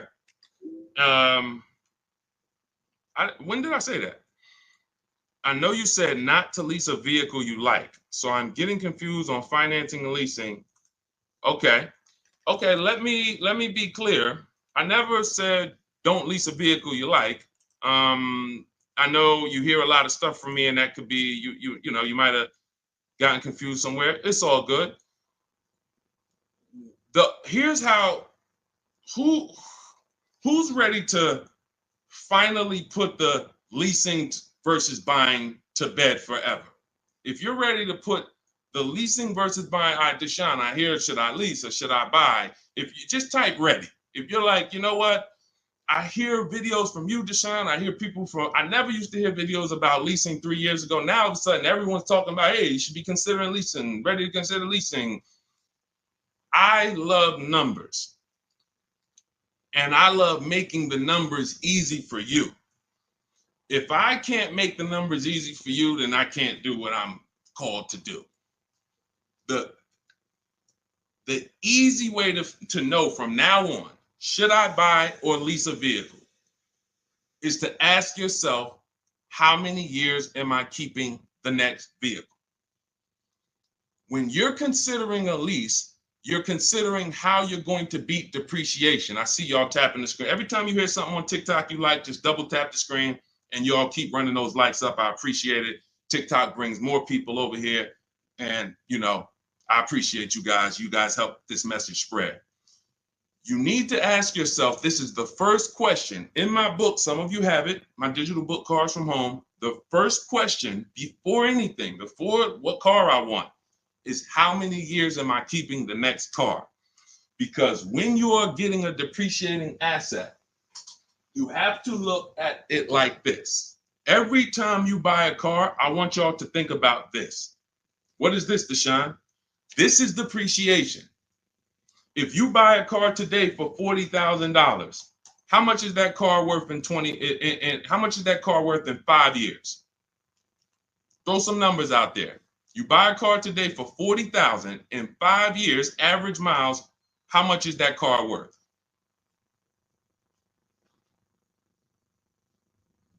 How much is that car worth? Throw some numbers. 22. That's a good estimate. That's a good estimate. 357 said 4,000. You're not losing that much unless you just bought trash. Now, there is something coming to electric car owners soon, and we'll talk about that. Remind me to talk about the huge warning I have for electric car owners before we end it. 20,000. Now, check this out. If you buy a car for 40 and it's worth 20, okay, that's good. That's half in 5 years. I think it's going to lose more than half in 5 years, quite honestly. But when you're getting your car, you're trying to ask yourself, how am I going to beat depreciation? How am I going to prevent having something that I tie up money in for 5 years and that money is just losing value every time? Now, the way you beat depreciation is to keep the car a long time. Who has a car outside right now that they've had it more than 8 years? Type me. You know, if you have that car more than 10 years or 8 years, 10 years, you're not worried about what it's worth. It's going to be worth the same next year, about the same next year as it is today. That means you beat the depreciation. That means your depreciation is no longer like this. It looks like this. Today, your car is worth $8,000. Next year, your car will be worth $7,500. You're not losing that much value. Now, if that's not you, Deshone, I don't keep a car that long. 8 years, are you kidding me? No way I'm keeping a car that long. You should be shopping for a lease. Because when you get a below market lease, let me show you what a below market lease looks like and why there's no comparison to a below market lease versus a person who's buying.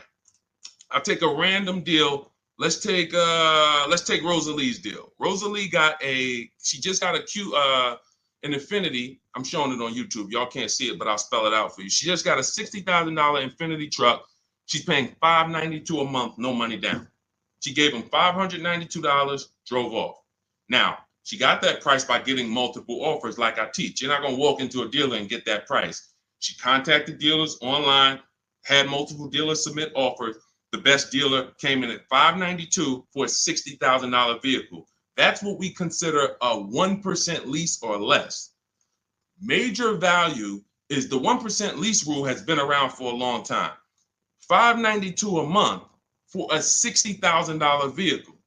On the opposite end, we got people going out buying that $60,000 vehicle. If they did no money down, that's a $1,200 payment. So it's not even close. And it comes down to depreciation. All you have to ask yourself is, am I going to shop for a car that I'm keeping more than 8 years? If so, I'm purchasing. Don't think about leasing. It's not even important. Don't even think. People say, Deshone, you think everyone should lease? Absolutely not. If you're somebody who has the discipline and values to keep a car 8+ years, you should not be leasing. You should be shopping for a below market purchase, new or used. But if you're not keeping a car 8 years, you are spending thousands of dollars more than a person who's getting great lease deals. It's not even close, thousands more every year. And they're driving better cars than you. So Maurice, the only question you need to know about leasing is, are you going to keep this Chevy Silverado 8 years or longer, or less than 8 years? If less than 8 years, you shop for a lease, brother. Okay? Go ahead, Dolan. Next question. That's the formula, guys. That is the first question you ask yourself. The buying versus leasing question. How am I going to beat depreciation? Nothing more important than that. Got to put your deal on the right foundation. Okay, this is 777 from TikTok. They repoed my car. Do I still have to pay for the remaining balance? Well, that's a credit situation. When they repo your car, it's going to end up on your credit, and until you settle that balance, it's going to be there as a repo, and it's going to hurt your credit more. So at some point, you're going to have to deal with that. It's not going anywhere. So what a lot of people, and I would tell you, everyone who's having credit issues, you should be following Shonda Martin, Road to 750 Plus on Instagram, on TikTok. She's on every platform, and she teaches. She's basically the me of credit. All she does live Q&As. She can, go rapid fire Q&A. And when someone can sit on a live and answer questions on the fly, like random questions, that's when you know they're an expert in their subject. And I've seen her do that dozens of times. So you should be following her to see how to deal with that repo in the best way. But for sure, it's not going anywhere until you handle it. Go ahead, Dolan. Next question. All right. This is called RAV4 EXL Premium versus CRV EXL. Which is better to negotiate discount with at a dealership? There's no way to know that.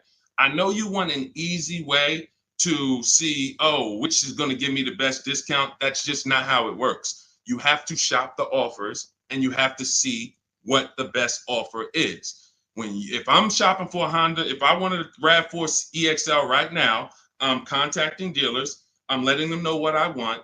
I'm reaching out to multiple dealers. I do it online. If you want to do it online, you can type the number 1 on Instagram or Facebook. I'll send you the discount link for my digital book, Cars from Home. You can use my scripts. All my email scripts, all my templates are in there, and you'll have the blueprint step by step. You can get your copy for 75% off in my TikTok bio or in the YouTube comments. If I was doing it manually, I'm calling and I'm getting multiple offers for this RAV4 EXL from multiple Toyota dealerships. And then I'll see, okay, the best Toyota dealer said they'll take off $4,000 from me. Okay, all right, cool. All right, now let me get the Honda deals done. So it's you don't know what it's going to be. Like give you an idea. This person, Kimberly here on her Maserati, she got a Maserati. She saved $20,000 off the price. I got the comment here. I got her post here that she posted with the details of her deal. $20,000 she saved on the price. She didn't know that she was going to save $20,000 on the Maserati. There's no way to know. You have to shop the offers, and this is why you can't feel for the bottom. You can't hope, I think we're at the bottom. I think this looks like it's good. No, you don't know that. You don't know how. You don't know. You just don't know. I know you're looking for an easy way to do it where you press a button, and it tells you this dealer here, this Honda dealer in Madison, New Jersey, is going to sell the Honda at the lowest price and give all the rebates. That'd be cool. It's not going to happen because no one dealer is going to always be the best anyway, or they'll be out of business. If you beat your competition every single time on every car, you're not making any money. You'll be out of business. So at the particular time you want to shop, the mission is to find the dealer who is going to sell you the car at the lowest price, because every one of them is different. So that's what I would do. And if you use my way, you do it quick. When you're using online tools, you can do it quick. Look, Ansley got a car. He said right here, he got his what did Ansley get? He got an Infinity truck. He got a 2024 QX. He said, I started the process Saturday. I accepted a deal Monday. Got the car delivered on Thursday. One weekend. Started the process connecting with dealers on Saturday. Had offers coming in, accepted an offer on Monday. He got a 1% lease deal, $554 a month on a $58,000 vehicle. You can do this on new cars. You can do this on used cars. You have the internet as at your disposal. You just don't know how to use it. And you have people you have two departments in car dealers. You have what I call the sales floor. That's who I used to work with, the sales floor. Then you have the internet sales department. The internet sales department is to try not to give you a price and to make people who are trying to shop online get frustrated so they eventually come in. That's the goal of the internet department.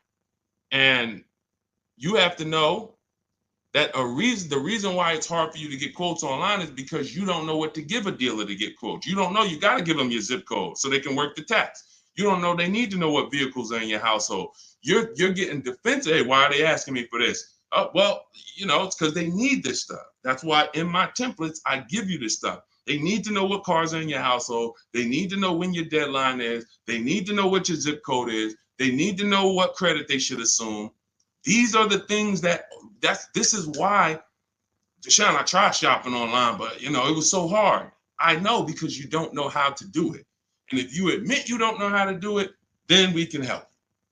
But without unlearning, without saying, you know what, I need to unlearn this stuff that I was taught, you're just going to keep repeating that. So that's why I'm bringing you this and showing you people who are just like you. You have to shop the offers. And once you do that and you learn how to do it in 90 minutes, you'll be like, oh, I can shop any offer I want. Any car I want, I can find out what the best offers are in 90 minutes. But we got to get you there. Go ahead, Dolan. Shoot the next one up, bro. Unique Devo on Instagram. Car payoff 1 year. Should I trade it?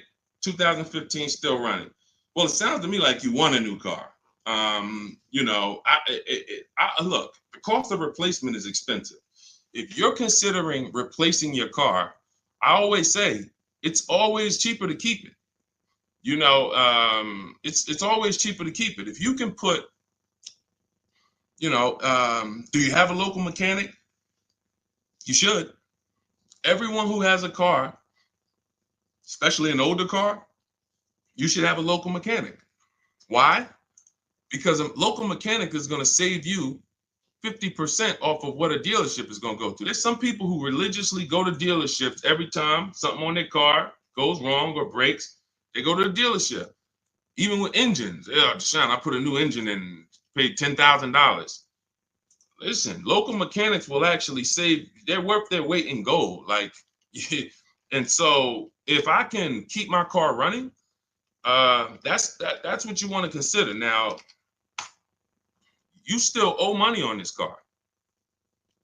So you shouldn't be buying cars. You should be leasing cars. Because anyone who is replacing their cars while they still have a payoff should be leasing.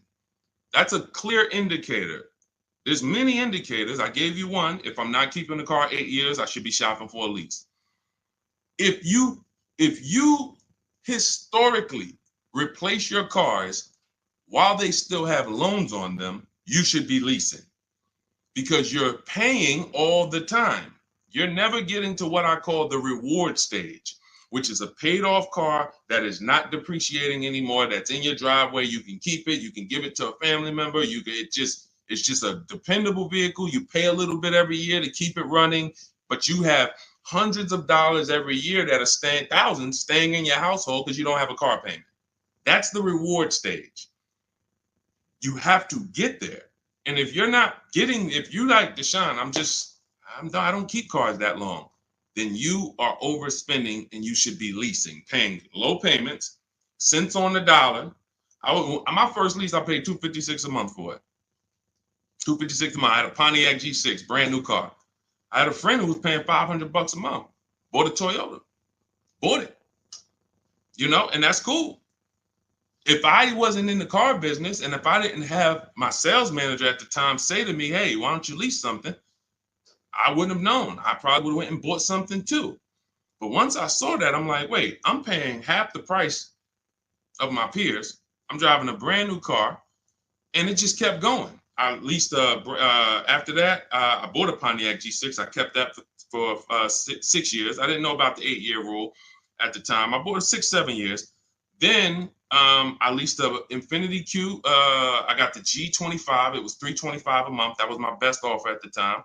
That was a $35,000 vehicle. Then I got an Infiniti Q50 when they first came out. That was a $44,000 vehicle. I paid $345 a month. Then I got another Q. I had 3 Q50s in a row. The next one was $365, and then the highest one went up to $390. I want to say $390. So yeah, $390. I never went over $400 a month. These are $45,000 vehicles. Then I got a Jeep Grand Cherokee 2018, $35,000 vehicle, $330 a month. They're lying to you. Like all of this stuff that they're programming you to, leasing is renting a car. Banks don't buy cars. Pay attention to what I'm saying here. Banks don't want cars on their books. Why don't banks want cars on their books? Because they're depreciating. And look, let's address this. Rick just said on TikTok, but leasing a vehicle only gives you minimal mileage. You pick the mileage on a lease, Rick. You pick the mileage, brother. Hold on. Turn off this. You pick the mileage. Let's get into some real misconceptions about this whole leasing thing. They give you the mileage.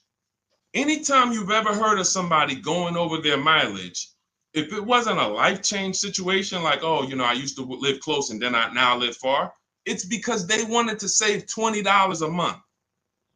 The payment for 10,000 miles a year was $380. The payment for 12,000 miles a year was $405. They said, you know what, give me the $380. And then get ridiculous. If I go over, I'll just buy the car. Horrible. Why would you buy a car that is not meant to be bought? When you look at the price to buy a lease out, it's not meant to be bought. They don't want you to buy it. They want you to give it back to them so that they can sell it as a pre-owned car. So they say, bring this car back in 3 years, have 30,000 miles on it. You can buy it. You go over by 10,000 miles and then you buy it for the same price. It's just horrible. But it goes back to the fact you didn't pick the right mileage. The difference from 12,000 to 15,000 miles a year is $25-30 a month. So when you're sitting there and saying, shoot, all right, give me the 12,000, knowing you drive 14,000 miles a year, you just ruined your lease experience. Don't blame the lease. Don't blame the lease. We have high mileage drivers getting leases. First dude that I ever saw with a high mileage lease is when I was a manager at Hyundai. He brought his car back, had 75,000 miles on it, like 72. I said, you lease this? He said, yeah, man, I don't buy cars. I don't keep them. I bring them back. I'm in sales. I'm on the road. Man, I pay my payment. I bring them back in 3 years, get me another one. I said, this is interesting. Because the dealerships didn't teach me this. My customers taught me this. My customers' experience taught me these things. I said, whoa, high mileage lease. I saw his payment. This dude was only paying $175 more a month than a normal car payment. $175 more a month, and he gets to drive 25,000 miles a year. But had he bought his car, he'd come in with 10,000, 12,000 negative equity. So, high mileage drivers, if there's high mileage drivers on here, you guys can ask questions specifically about leasing for you, and we'll talk to you. But man, I'm shouting from the hills and showing people proof that you cannot get a good deal if you buy your car, but you should have leased. People out here driving, we're out here driving cars, brand new cars for hundreds a month less than you.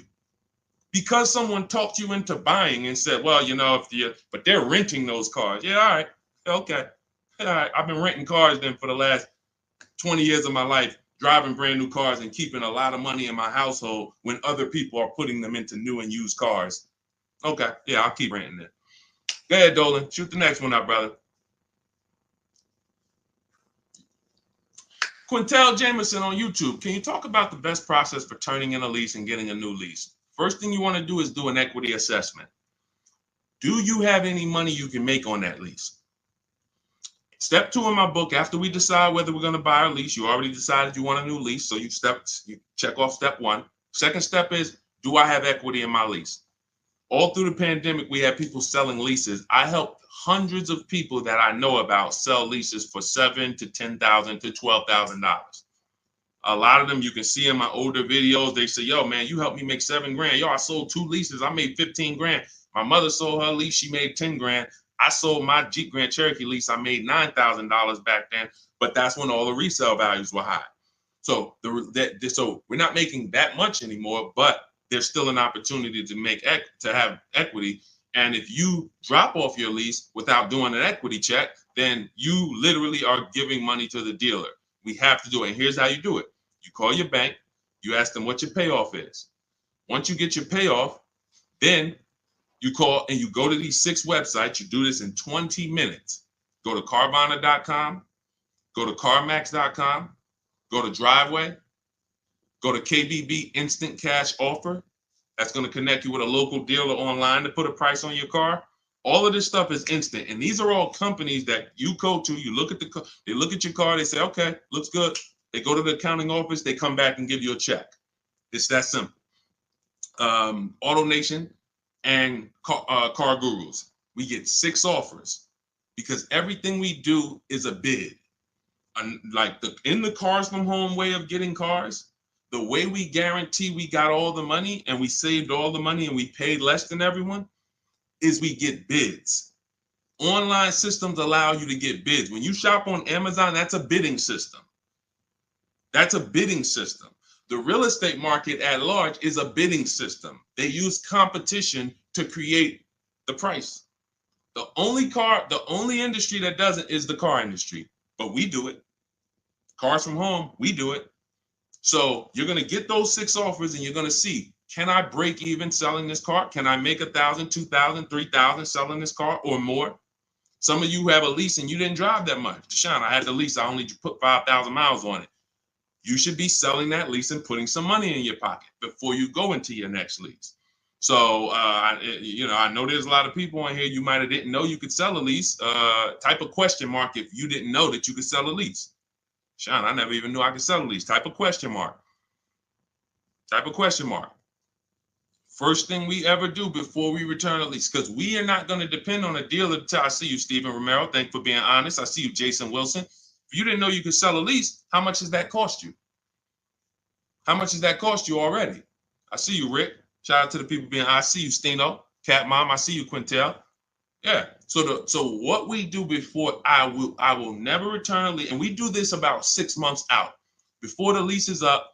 We do this equity assessment. It's the second step in my process. All of this is in my book. If you guys want if you're like, Deshone, I want the blueprint. Give me the step-by-step. That's my new digital book, Cars from Home. Anyone on Instagram, you comment 1, I'll send you the link to get it for 75% off.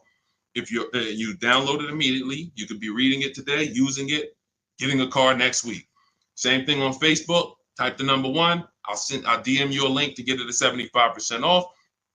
And if you're on TikTok, go to my TikTok bio. Now, this is only for 30 minutes. This is a welcome offer for my new book. This isn't like, oh, we don't, just 75% off. This is what I do as a welcome offer for everyone to give you an opportunity. You won't pay the normal $97 price for the book. You'll get 75% off of that. And you'll have the strategy step by step. And on YouTube, we have a comment pinned for you. So you want to get your payoff. But now, very important, Quintiel, when you go on those websites I just mentioned, those 6 websites to get those offers, when they ask you, do you own the vehicle? Are you leasing it? Or are you financing it? Just type own. You want to know, what would you pay for the vehicle? When you call your bank, you're going to ask them, do I have a third-party restriction? So you're going to get your payoff. You're going to ask them, do I have a third-party restriction? If they say no, that means you can sell direct to the highest bidder. If they say no, there's no restriction on who you can sell. You can literally sell directly to them and get your check. If they say you do, and there are companies like Toyota, Chase, there's a couple leasing companies that don't have third-party restrictions. But if they say you do, now you can't sell direct to those people. You can sell direct to a dealer that makes the same brand. So if Honda has a third-party restriction, you can sell to a Honda dealer. And that's when we have conversations with a used car manager. Again, we don't talk to salespeople, y'all. We don't talk to salespeople. They're here to make your life hard because they're trying to fight for their money. and it's all good. I give you ways to, that's why the book is called Cars from Home, 7 Steps to Saving Time, Money, and Avoiding Dealerships. You need to avoid dealerships. When you're in a battle, a sparring battle with a dealership or a salesman, you're going to lose. It's a psychological war, and they do it 3-4 times a day. You do it 3 times, you do it 1 time every 3 years. So when the way I'm teaching you to do it, I'm never sending you to do battle with these people. So if you have a third-party restriction, we're now calling local dealers asking for the used car manager. We're getting offers from them, and then we're going to sell our car direct to them. And that's how we're going to get our equity out. That's if we have equity. That's the equity assessment process. That's how some of you are like going to pick up, that one strategy alone is going to pick up $2,000-$3,000 for some of you. Everyone doesn't have equity. But if you didn't know about equity, just that one strategy is going to pick up $2,000, $3,000, $4,000 for some of you. And over the course of your lifetime leasing cars, that's going to be worth more than that. Because some of your cars will have equity, and some of them have a lot of equity, and some of them have no equity. But if you don't know about it, every single car that you give back to a dealership, you just gave them $2,000, $3,000, $4,000. And then you wonder why they say, good news, we got this deal done for you. You don't even have to put any money down. Yeah, because they're using the money from your old car. So once you assess your equity, that's when we go into shopping for the new car. We got to see if we have equity first before we think about shopping for our new car. That's step 1. Okay? Do that before anything. All right, Dolan, cue the next one out. See, I'm not going to give her, if y'all notice, I'm not going to give her the whole playbook. Why? Just to confuse her? I'm not going to tell her, oh, once you do this, then go do this, then go do this. And then when you check your car, this is how you do your test drives. And this is how you make sure. And then this is how you, why would I do that? I like step by step. Does that make sense? Type the light bulb emoji if you're on a cell phone. Type the light bulb emoji if that makes sense. Why would I give her what to do at step 5? She hasn't done step 2 yet. Get your equity, Quintiel. Find out if you have equity first. Do that exercise that I just said, and then come back and we'll talk about the next step. You come back and say, Deshone, I did it. I don't have equity. Perfect. Now let's move to the next step. Deshone, I did it. Good news. I have $3,000 of equity. Perfect. Now let's move to the next step. Okay. Go ahead, Olin. All right. So here we go. This is Selly H20 from Instagram. My vehicle was totaled this week. Sorry to hear that. Hope you're all right. I'm going to the dealer today. What should I know? The dealer today, there's 17,000 new car dealers in this country, 100,000 used car dealers. Every dealer has a different price. So you're going into what is the benefit to you of going into the dealer? You think, oh, well, I'm sold on my car. The best thing you can do right now is ask yourself the first question. Are you keeping your next car 8 years or not? Are you keeping Selly H on Instagram? Are you keeping the next car you're getting 8+ years or no? Let me know. This is Selly on Instagram.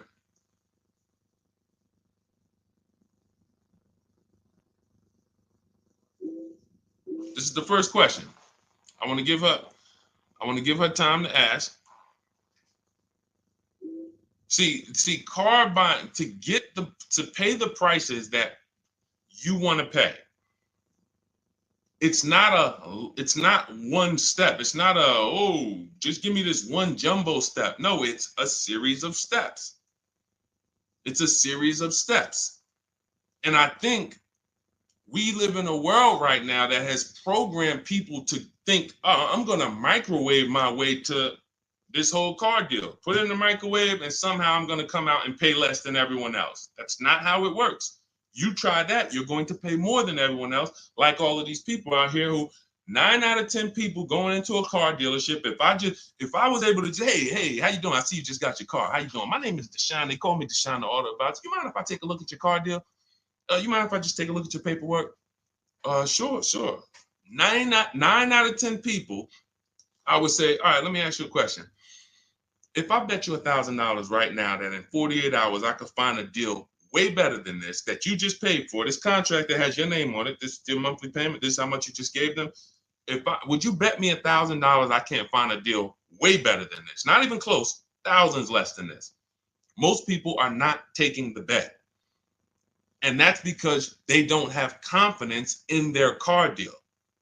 There's nothing else in life that you do this with. There's nothing else. You will never start a business and be like, oh, I started this business. Me and my family put up 50 grand for it, and be like, all right, well, did you do your due diligence?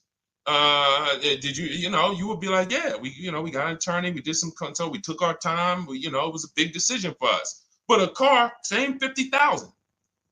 I'm going to go into the deal. Oh, and I want to make that deal today. It's programming. That's why I represent the unlearn, relearn brand, because I found when I first started teaching this, if people weren't willing to unlearn, those are the people I couldn't help. But the people who, they text me, unlearning. If you're unlearning, type the letter U, unlearning. This stuff is programming. And so I want you to really get out of that programming and realize that your safety is right at home. If you realize that everything that is going to save you money on your next car is right here in your living room, it's right in your office while you're at work. If you're traveling and you got an internet connection and you're like, man, I can make a deal from the airport. That's what it's about. The place you do not want to be is in the dealership trying to make a deal. There's no leverage there. There's no ability for you to shop competition there. And that's where everyone is overpaying at. Okay, we just talked about, Brandy, how to assess equity. If you're on YouTube, you can jump on it, watch the replay, or on the replay on Facebook. The only place the replay doesn't get posted is TikTok, but on Facebook, Instagram, or YouTube, you can see the replay. We went over how to do the equity assessment, how to call your bank, how to go on the websites, what to put on the websites to see if you have equity in 20 minutes. It literally takes 20 minutes to get those 6 offers. Go ahead, Dolan, shoot the next one up.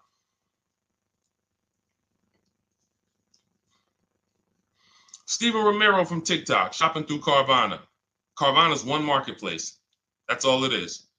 Carvana, I know Carvana is, oh, you don't have to see, the reason Carvana wins is because people are scared of dealerships. There's no other reason than that. Carvana has historically paid more, especially throughout the pandemic. They were paying more to buy cars than anyone else. So let me ask everybody on here a question. We got at least, we got a good number of people on here. Let me ask, got some intelligent people. If you are paying more than anyone to buy cars, when you sell those cars, are you going to be higher or lower than anyone? If you're paying more than everyone, you're paying more than dealerships to buy cars. Everyone was selling their cars to Carvana, selling their cars to CarMax. If you are paying more than everyone else to get your inventory, when you sell your inventory, is it going to be higher or lower than everyone else? Exactly. Higher. Exactly. But how do they do this then? They do this because people are scared of dealerships. So they would pay more just to be able to say, thank God I didn't have to go to a dealership. Man, I saw my car come down that vending machine, and then I saw that car pull up to my house on the Carvana flatbed, and you just overpaid $5,000 for that car. They charge you for their service. Hey, to avoid going to a dealership, listen, we're not giving you the best price, but we are giving you the best experience. In our case, there's tons of dealers who will deliver a car to you. There's tons of dealers who you can have the same experience with. Every time we get a car, we have the same Carvana experience. My experience, the people who, look, everybody who you're going to see me go after right now, and if you hop on YouTube, you'll see this. Look, Tosha's experience, just like Carvana, did it from home. Look, Vincent got his used car, 43% off, 3-year-old Lincoln, 43% off the original price. Got it on, got it from home. Look, Ansley, we already went over Ansley. Sean saved 20 grand on his F-150 from home. That's a Carvana experience. Look, Rosalie, we already talked about her. Carvana experience. Look, Jen got her Subaru, leased it from home. You can give yourself the Carvana experience without paying the Carvana price. And when you're shopping for a used car, Carvana is just one marketplace. You also need to open up CarMax, Driveway. In my book, I have what's called the multiple marketplace strategy. The way you shop for used cars, the way we shop for them, is different than the way we shop for new cars. New cars, we use a strategy called the 25 to 5. That's when we reach out to 25 dealers. So we're shopping for a Toyota. We're going to reach out to 25 Toyota dealers online. We do this in 20 minutes. We send them our templates. All of that is in my book. It's a digital book. You copy and paste my template. So you do need to be able to copy and paste. Let me preface that. Do not get my book if you're not familiar with copying and pasting and emailing. I got to preface that. I know people, Deshone, isn't everybody good with that now? No, everyone's not good with that. I've been doing this for 3 years now. I know everyone is not able to copy and paste and just send emails. You know, everyone, that's just, so I have to preface that. But that's how we reach out to new car dealers. We're going to reach out to them for leases and for new cars online using scripts, and we're going to get 5 offers with the scripts. With used cars, it's totally different. We're not reaching out to 25 dealers. Every dealer has their inventory on a marketplace. If they don't have their inventory on a marketplace, do not shop for it. Don't talk to them about it. If they don't have that inventory in a place where it's in a competitive environment, I don't want to talk about it. Who saw the video when I was in the car dealership and I said, this is a used car, it doesn't have a price on it. I was in the car dealership and I said, look, anytime you see a used car, if it doesn't have a price on it, you know, don't negotiate on it. If you saw that, type I saw it. Whenever someone is not putting a price on a vehicle for any reason, it's because they want to make the price up and negotiate down. So let's just say I'm a slimy dealer. Let's say I got a $40,000 car. It was $40,000. I was at a dealership yesterday. We made a commercial about a dealership, and I looked in the car. It was a used car. It was a 2018. It had, the only price it had on it was the original price of the car.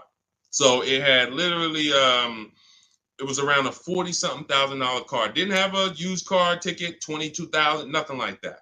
So it had a $40,000, and it had all the stuff that was in the car, original. But it's a 2018. So what happens when a person says, hey, how much you want for that car?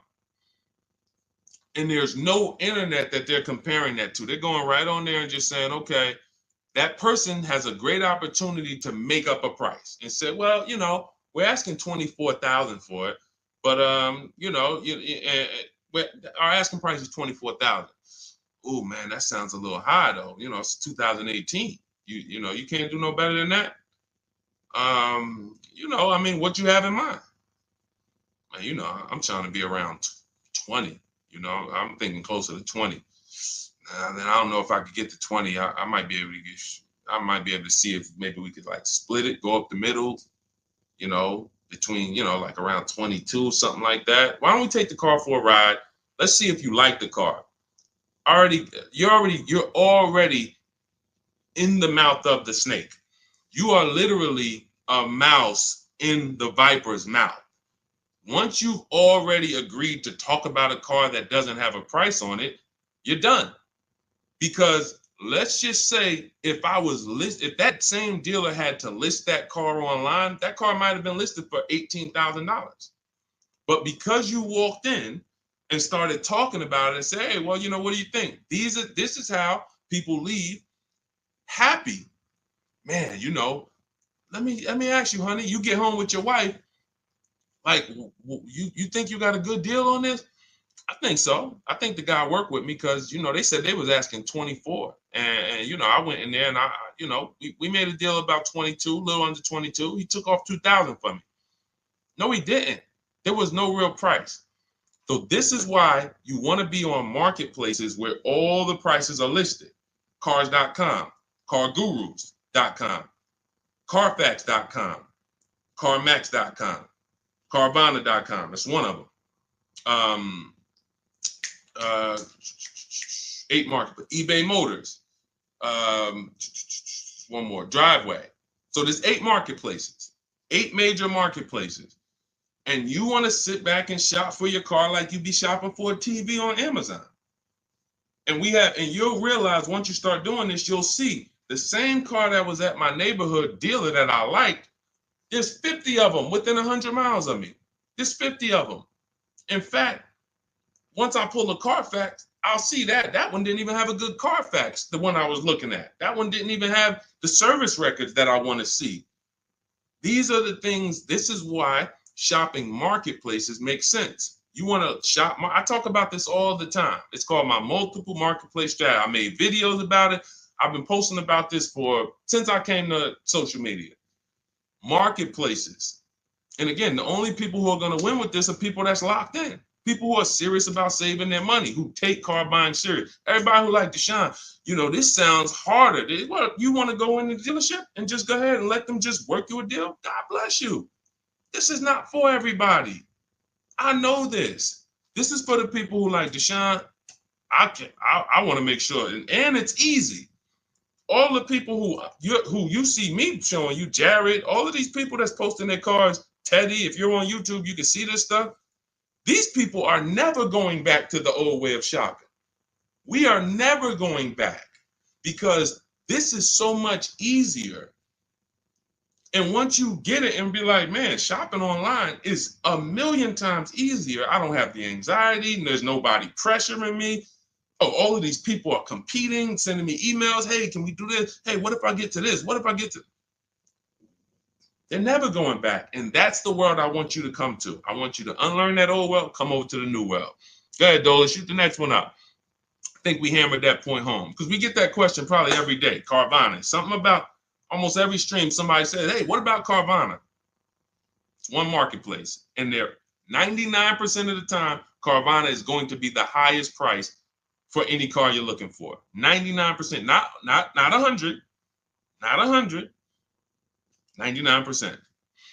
RL, looking to finance a Toyota 2025 Camry. Should I purchase the extended warranty? It's a great question. RL said he's looking to purchase a 2025 Camry. Should he purchase the extended warranty?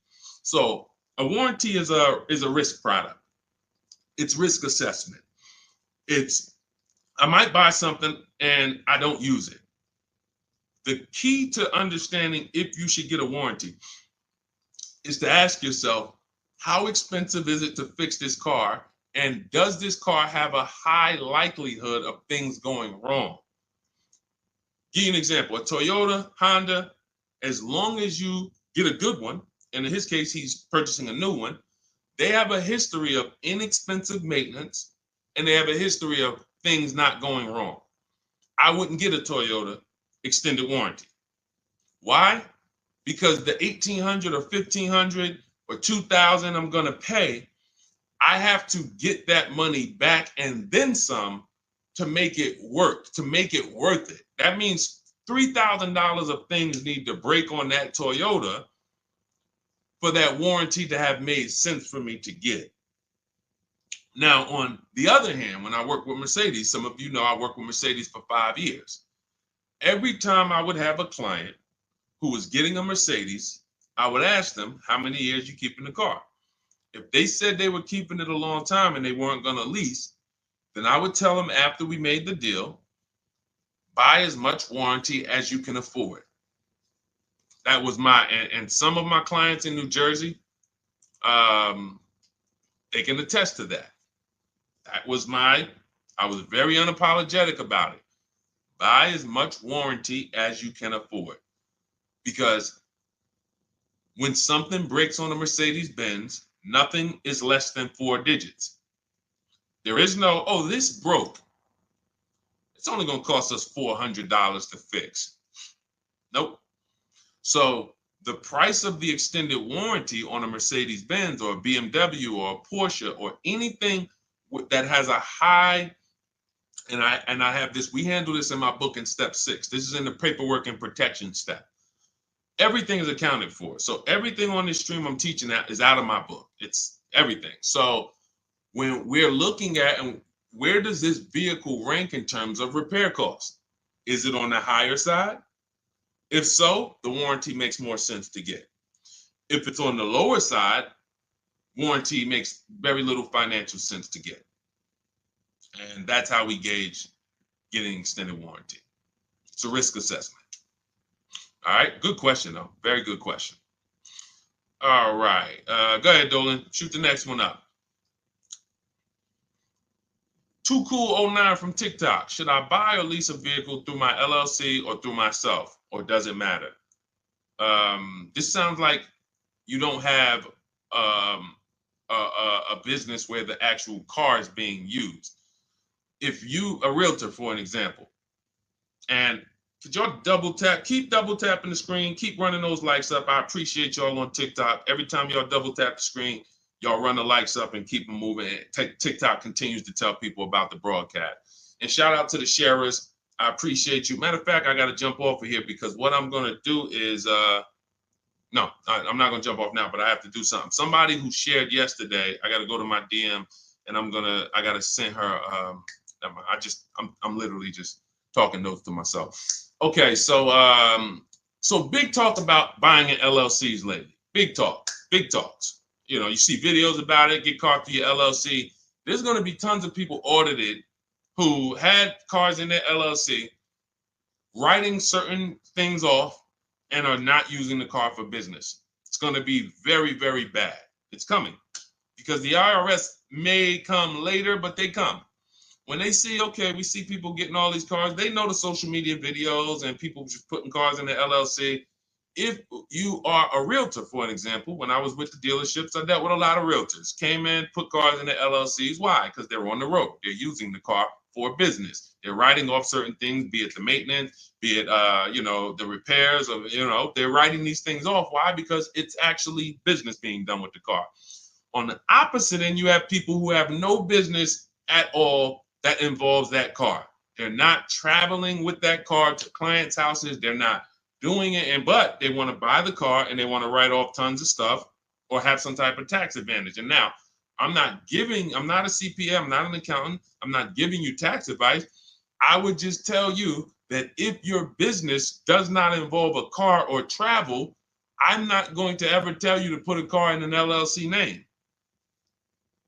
Now, you talk to your accountant about that, talk to who does your taxes, but that's really the basis of if I should get a car in my LLC or not. Does my business do business with a car? That's it. And after that, you decide, how long am I going to keep the car? Then it goes back to the most important question. How many years am I going to keep the car? 8 or more, I'm going to buy. Less than 8, I'm going to lease. That's it. That's it. A lot of audits are coming. I'm telling you. You see the PPP loans. It took a while, but people are going to jail now. It's going to be the same way with these cars. People are not going to be able to pay some of these people getting Range Rovers. Yo, hey, I see you. You got this Range Rover. You wrote off like huge amount. Let me tell you, how much business was done in this car? Oh well, it's going to be it's going to be bad. That's why financial literacy is important, people. Okay, so all of this is out of my new digital book, Cars from Home, 7 Steps to Saving Time, Money, and Avoiding Dealerships. I can sit here all day for the next 2-3 hours talking about the strategies we use, the process we use, the system I created to help all of these people that I've been talking about in the broadcast save this money. You can see these deals, and some of you are going to go and you'll see, wow, I got that same car. I got to hit you with the bad news first. The bad news is, hey, Rodney Brown, I'm sorry to tell you, my man, but the same car you have, we just helped somebody get it and look what they paid. Dang, they paying a lot more than me. They put money down? No, they didn't put any money down. How they paying that low? It's because they know stuff you don't. They followed a process that you didn't follow. You went into the second most expensive purchase that you're ever going to make, and you just winged it. You just say, hey, you know what? It's a $50,000 car. It's a $40,000, $30,000 car, $100,000. I'm just going, I think I can feel my way through this joint. That's why you're paying the prices you're paying. That's why you're not paying what we're paying. So when you come into our world and you're like, Deshone, I want the blueprint. Everything I teach is in my new digital book, Cars from Home, 7 Steps to Saving Time, Money, and Avoiding Dealerships. So type of number 1. On Facebook, I'll send you the discount link. You can get the 75% off. Type the number 1 on Instagram. I'll send you the discount link. 75% off. That's our welcome offer. It's only for 30 minutes. And if you're on TikTok, go to my TikTok bio, get your copy for 75% off. And on YouTube, we have the comment pinned for you in the comment section for you to get yours at 75% off. And make sure you are reporting to me your deals, just like Tiffany. Tiffany, when she got the book, I tell everybody, send me your deals so that I can read them on the show. Tiffany got a Mazda CX-90, just got it, $44,820 car. From home, she said, I believe we got a great deal from what we learned in the book. Look, from home, $6,530.78 discount. Never left the house. Got multiple offers. The dealer that took, look, is a $44,000 car. She basically said, what, 15%, 16% off then that? People go in and say, hey, get me the MSR, get me the invoice price. She blew invoice price away using the book. Get your copy. It'll be in your inbox now. Make sure as soon as you purchase, you screenshot the thank you page. I tell you, you'll see it big. Screenshot this page. Why? There's a support email on there just in case for any reason you don't get the book. It's usually because you type a letter wrong in your email. You're typing fast. You can reach out to my support team to make sure that you get your book. I want you reading it now. I want you using it now so that you can be like Ansley. He said, look, I started the process on, I started the process on Saturday. I accepted the deal Monday. Doesn't take long. Doesn't take long. You can literally be you can be signing a below market deal in 3 days using the strategies. These are not meant to, this isn't going to school. You know, I spend a lot of time in these videos warning you what not to do. In my book, I'm not warning you what not to do. I'm telling you what to do. Do this, do this. Now, all right, you did that. Great. Now do this. Oh, great. Now you did. Now do this. And before you know it, great. Congratulations. Let's get ready for delivery. That's how the book is laid out. All right, so we're gonna jump off. We've been on here for a little over an hour. I know it's early. You'll be able to watch this throughout the broadcast. You know, I can't really answer. Look, I could give y'all BS answers, and I can get through 100 questions. If I give you BS answers, I can zip through 100 questions in 1 hour. Do Lexus give good deals? Well, sometimes got to shop around. Next question. Is there any negotiation on leases as far as monthly payments without putting money down? Absolutely. We get our deals with no money down. That's how we submit our offers. You get at least 5 offers and you'll find out what the best deal is. Absolutely negotiate. Next question. I could do that. Is that what y'all want? Let me know. What I do is if someone asks me a question, I go deep on the answer because this is car buying. This is not. This isn't, hey, I'm gonna get a little, you know, I'm about to spend $100, you know. What's your opinion on this, Deshone? You know? So I think from what I know about people, I think you guys appreciate Deshone. Break it down for me. Break it down for me. And if you want more, if you want all the answers, get your copy of Cars from Home and you'll have all the answers. But I like to be thorough. And I can't because all I care about is the result. I don't care about I care about people writing me, Deshone, check this out. Look at my deal. Look at what I just pulled away. I want you writing me, emailing me, proud of your deal. I don't want you running into me one day if you're ever around New Jersey, New York. Hey, Deshone, hey, what's going on, man? Hey, man, I follow you.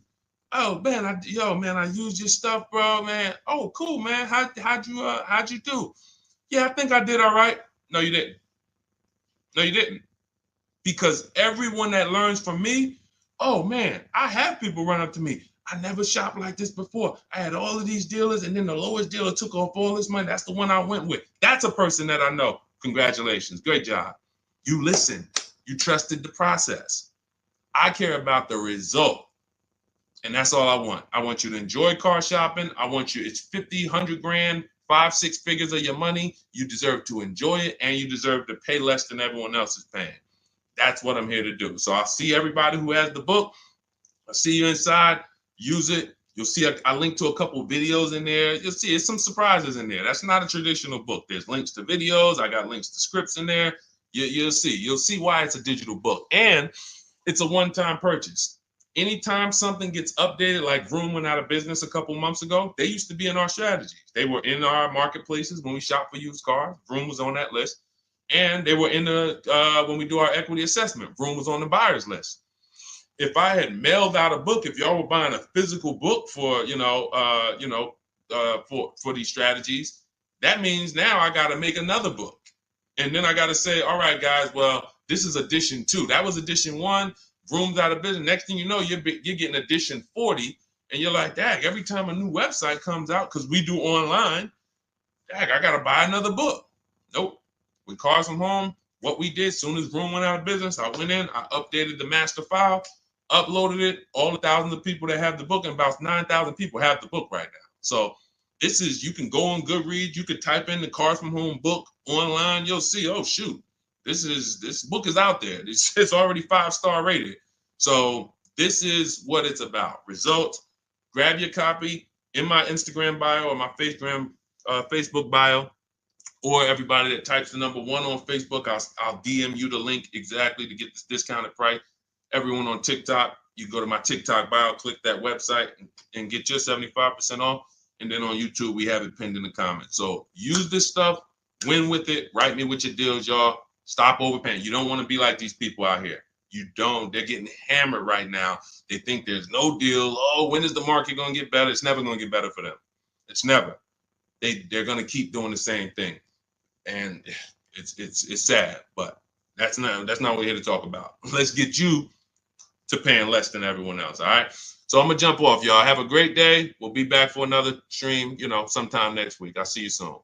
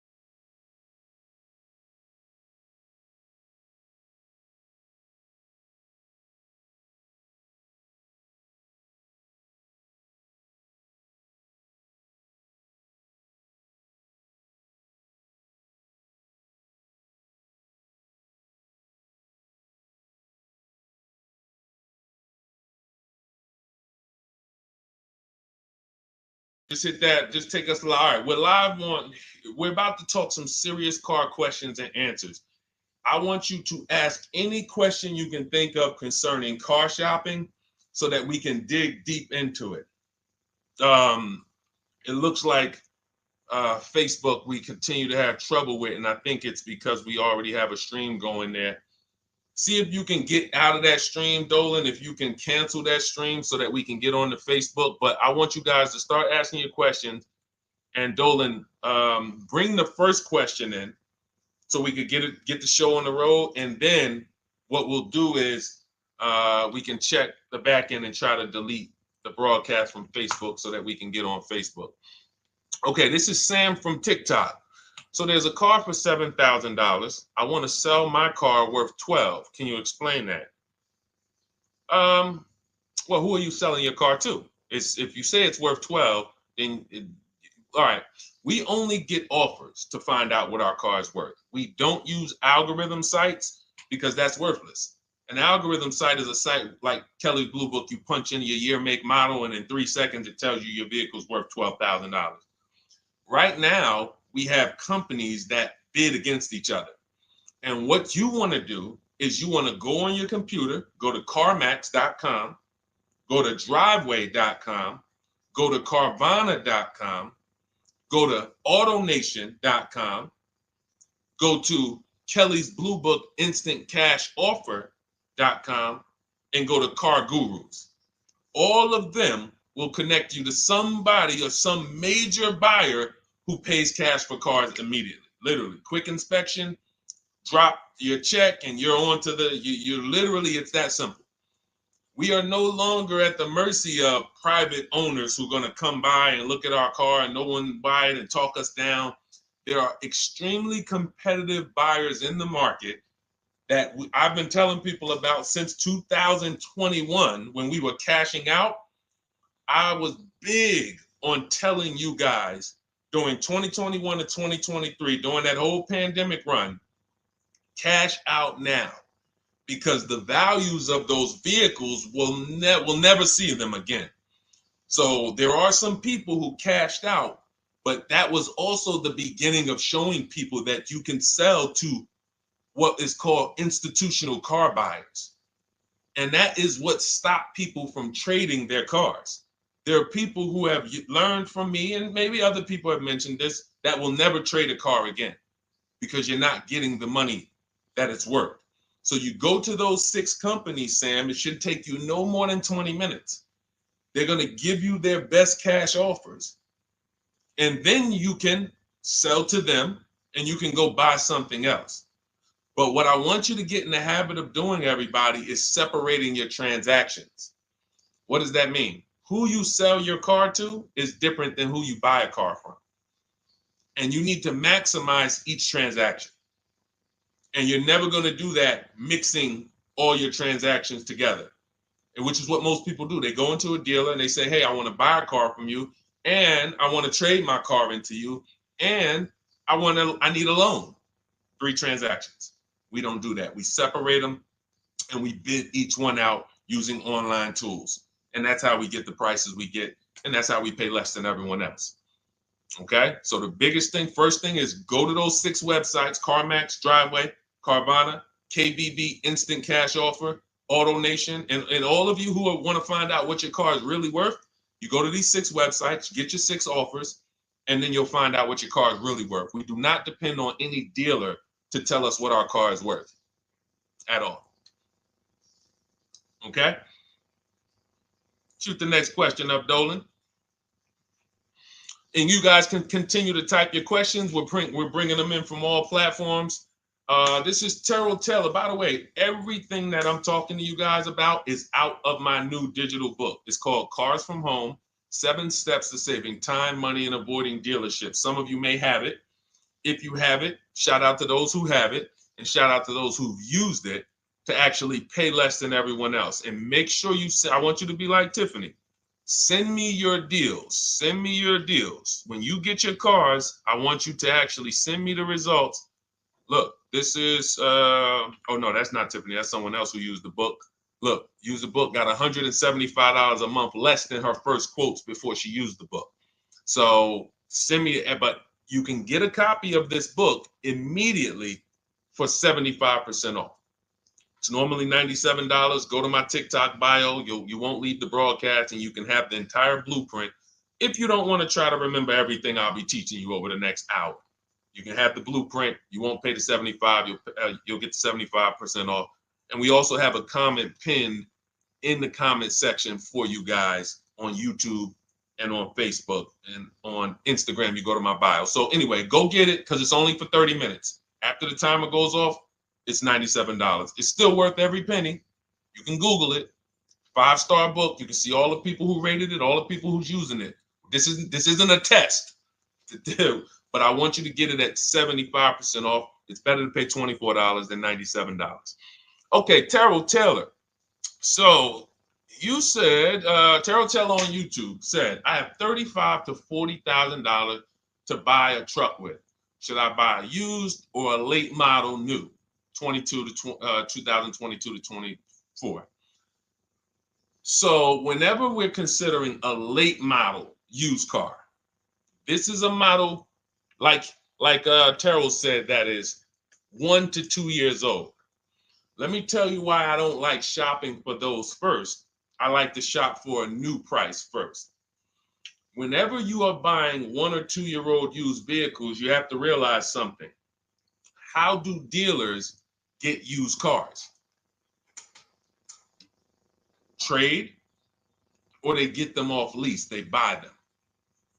When you have not waited 3 years, you're not going to see a lot of used vehicles in that option, because most people don't buy a vehicle and then trade it in 2 years.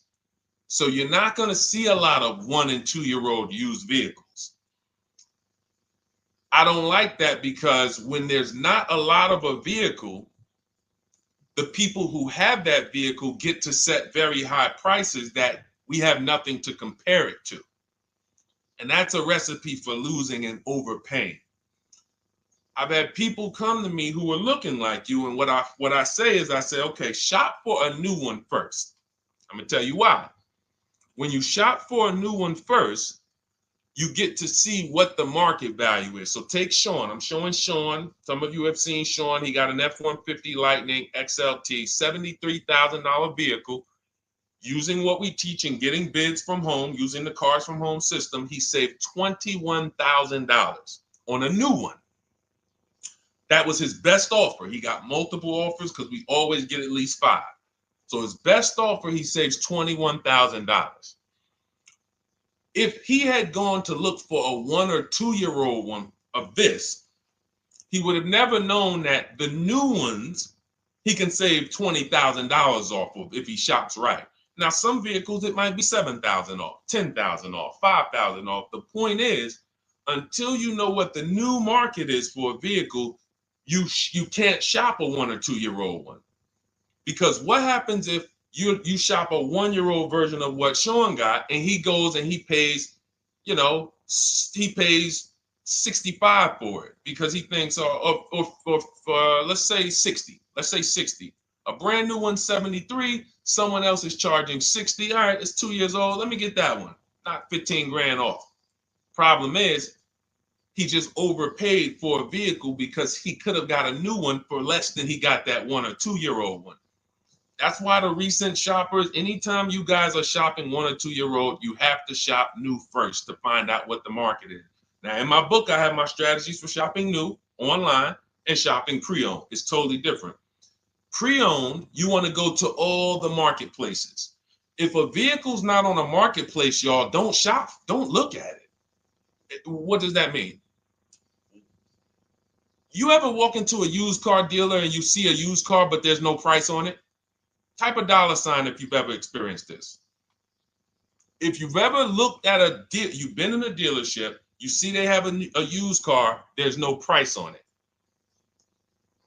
Type a $ if you've experienced that. Okay, I see you, Terrell. Okay, perfect. I see you, Don Dickey. Okay, perfect. All right, we have enough people. All right, Makeover Forever Studios. I see you. Okay, Todd May, I see you. So this is a common thing. When you go and look at that vehicle, the most dangerous thing to do, I see you, Tony, is to negotiate on a car with no price because they can make the price up. When a car is on a marketplace like cars.com, carfax.com, carguru.com, carvana.com, carmax.com, these are all the marketplaces we shop for used cars at once. It's like a big round robin for us. This is how I want you to shop. Now you must be competitive or no one's coming. Now, there's some people who try to pull a tactic. They'll list a car for 20. They have no intentions on selling it for 20. But they want you to come in and then they'll charge you more, fees, makeup fees and all of that stuff. That's why we always call beforehand. But we know the power is online. The competition is online.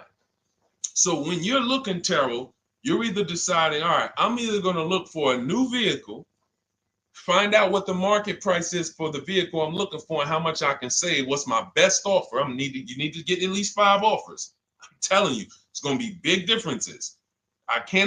You have to prove this to yourself. Call around. If you want to do it manually, you don't have my book, do it manually, call around, speak to sales managers. You are going to see it's going to be a $5,000 to $10,000 difference minimum between all of these dealers' offers, minimum. And so then you want to look at the pre-owned options. Then you look at the pre-owned options. And the pre-owned options will tell you what the market is. And so this is only for you who are looking at recent model cars. If you're not looking at 1 or 2 year pre-owned, this doesn't matter. But those people have a little bit more budget, and that's okay. That's okay. But when you have a little bit more budget where you can look at a 1 or 2 year old pre-owned car, that means you have a little bit more money to lose if you make a bad decision. So that's what you want to consider, Terrell. Shop for the new ones first, depending on what your budget is, and then look at the pre-owned market and say, all right, where's the pre-owned market? But that 1 or 2 year old, you're not going to have a lot. Until that 3-year cycle comes and dealers can start buying those vehicles back off lease, you're not going to see a lot of vehicles. That's why I don't play in that 1 or 2-year-old zone. It's just a dangerous zone to play in. Dealers know, oh, we're the only ones. Hey, we the only one that got this car within 50 miles. Let's charge this for it. And then they depend on someone who doesn't know the market to come in, pay for it, and you can literally overpay by 10, 20 grand and you won't realize it until, a couple years later. Okay, great question though. Great question, Terrell. Go ahead, shoot the next one up, Dolan. Type your questions, y'all. We're gonna get through as many as we possibly can in an hour. I see a lot of questions coming in. Let me try to speed it up. All right, this is Abigail from Instagram. How do I shop for cars and take test drives without feeling like I'm wasting their time? I'm nervous. Okay, first thing to realize, Abigail, you're a very considerate person. God bless you for that. You're about to spend 5 figures on a vehicle. Some of you 6 figures. I love the courtesy, but we are the prize. When you're shopping the way I want you to shop, some of you, this is your first time here. You don't even know, hey, who is this guy talking? I spent 14 years in the car business. 5 years with Mercedes, 5 years General Motors. I've been helping people buy cars and get below market deals since 2019, education-wise. I love it, but you deserve the experience. If you were walking into the mall to spend 15 grand, let's just call it 15 grand, how would you want to be treated? Like royalty, right? Right? So, but I'm going to answer your question, but I need your mindset. A lot of what we're discussing is going to be the right mindset. You are the prize. That's why I don't want you going to dealers begging for discounts anymore. I want you sitting at home making dealers bid. This is how we do test drives on new cars and leases. New cars and leases. This is how we do test drives. I have it in my book because it's that serious. You're either going to have a great test drive or you're going to have a horrible test drive experience. We call and we ask the dealer, who's the most experienced person there? Who does everybody like? Who's the person that, has been there for a long time, just has a great reputation? Oh, that's John. John is just, he's been here 20 years. Everybody loves him. Okay, can I speak to John? Hey, John. My name is Deshone. I'm interested in the Honda Pilot. I just like to test drive it. I'm in the process of deciding what I want. And, do you have this particular model? You have one there that I could test drive? John, because we asked for the best person, we're typically going to get somebody who is not going to lie, usually. Not a guarantee, but taking these steps, I know these guys. I've been in this dealership. I know most dealerships have one person there who has a good reputation and who cares about that reputation. If you're enjoying this content, hit the like button, y'all. And Keith, y'all killing the likes on TikTok. Shout out to everybody who's hitting the likes on TikTok, to double tapping the screen. Appreciate y'all. And shout out to everybody who hits the like button. When we get there, we meet with John, we test drive. John, thank you so much. Can I have your card? I'll leave you my information. And if this is the vehicle I want, I'll be in touch with you. Perfect. Oh, Deshone, we don't sit down? We don't think? No, we never sit down. I'm telling you that there are things you must unlearn about the shopping process if you're going to win. And what does winning look like? Getting the most money off in the least amount of time. There's no leverage that you have when you sit down and try to negotiate with a car salesman. Every single dealer around you that wants to compete for your business, you can't talk to them while you're sitting in one dealer talking to a car salesman. That's why we don't do it. We get a card. Thank you so much. Listen, if this is the one for me, I'm going to give you a call. Simple. Pressure's off. There's no pressure in our system. You can't pressure us. That's what I want you doing. New cars, leases, that's how you test drive. 20 minutes, you're in and out. And I'm a car salesman at heart because that's what I am by profession. I would never develop a system that would allow you to waste car salesmen's time. I just wouldn't do it. I developed a system that when our people go get cars, look at Ansley. When our people go get cars, Ansley just got his lease, 1% lease, $58,000 Infiniti. Look, started the process Saturday, accept the deal Monday, all by Email. $58,000 car is paying $554 a month, no down payment. You know, we have tons of these. None of these people spent. Look at Jared. Lease like a boss, $569 a month down to $520. Volkswagen Tiguan, no money out of pocket. Let's go to a purchase. Pierre, pre-owned car purchase, got his 2022 Mazda, got a 20% discount off the original MSRP. This is 30 minutes. We are not spending more than 30 minutes in dealerships. Who doesn't want to spend more time in dealerships? Type me if you're like Deshone. I don't want to be in dealerships that long. You thought you had to be in dealers to save the big money, right? You thought you had to be in dealers to save the big money. I'm showing you as someone who pays less than everyone and who teaches people to pay less than everyone. Look, Kimberly, $20,000 off a Maserati, shopping from home. Because when you can talk to more people at once, the discounts fly off. And you see that all these dealers want to compete. So what you want to do, the best thing you can do to not waste people's time, Abigail, is to shop from home the right way. Because when you shop from home the right way, you realize it's only a few things you need to be in the dealership for. That's your test drive. I just told you how to set it up. With used cars, we do it at the end. But we're only there for a second. In fact, when you go to pick up your car, they're going to tell you, thank you. This was one of the most easiest deals I ever made in my life.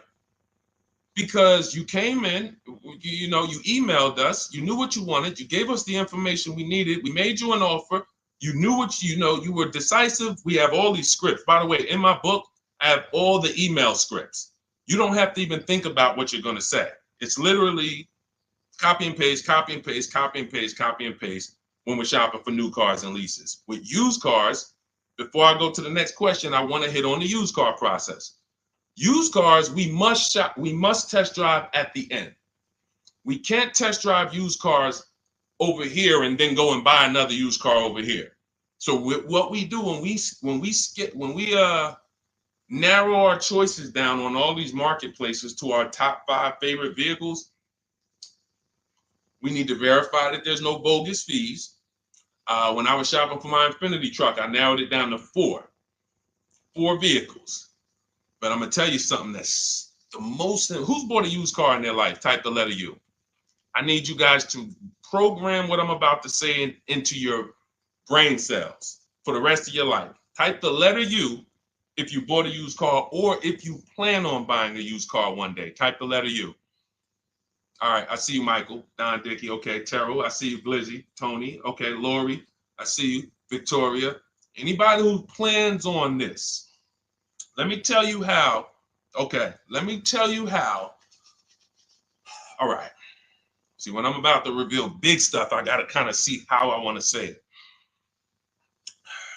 The marketplaces that we go to look at used cars on, they're never going to tell us what a great price is. And I'm going to tell you why. The only thing that matters, let's say we're looking at 4 white Honda Accords. 4, they're all white. These are the cars we want. We've narrowed it down. We're looking at 4. They all got similar miles, and their asking price is $20,000.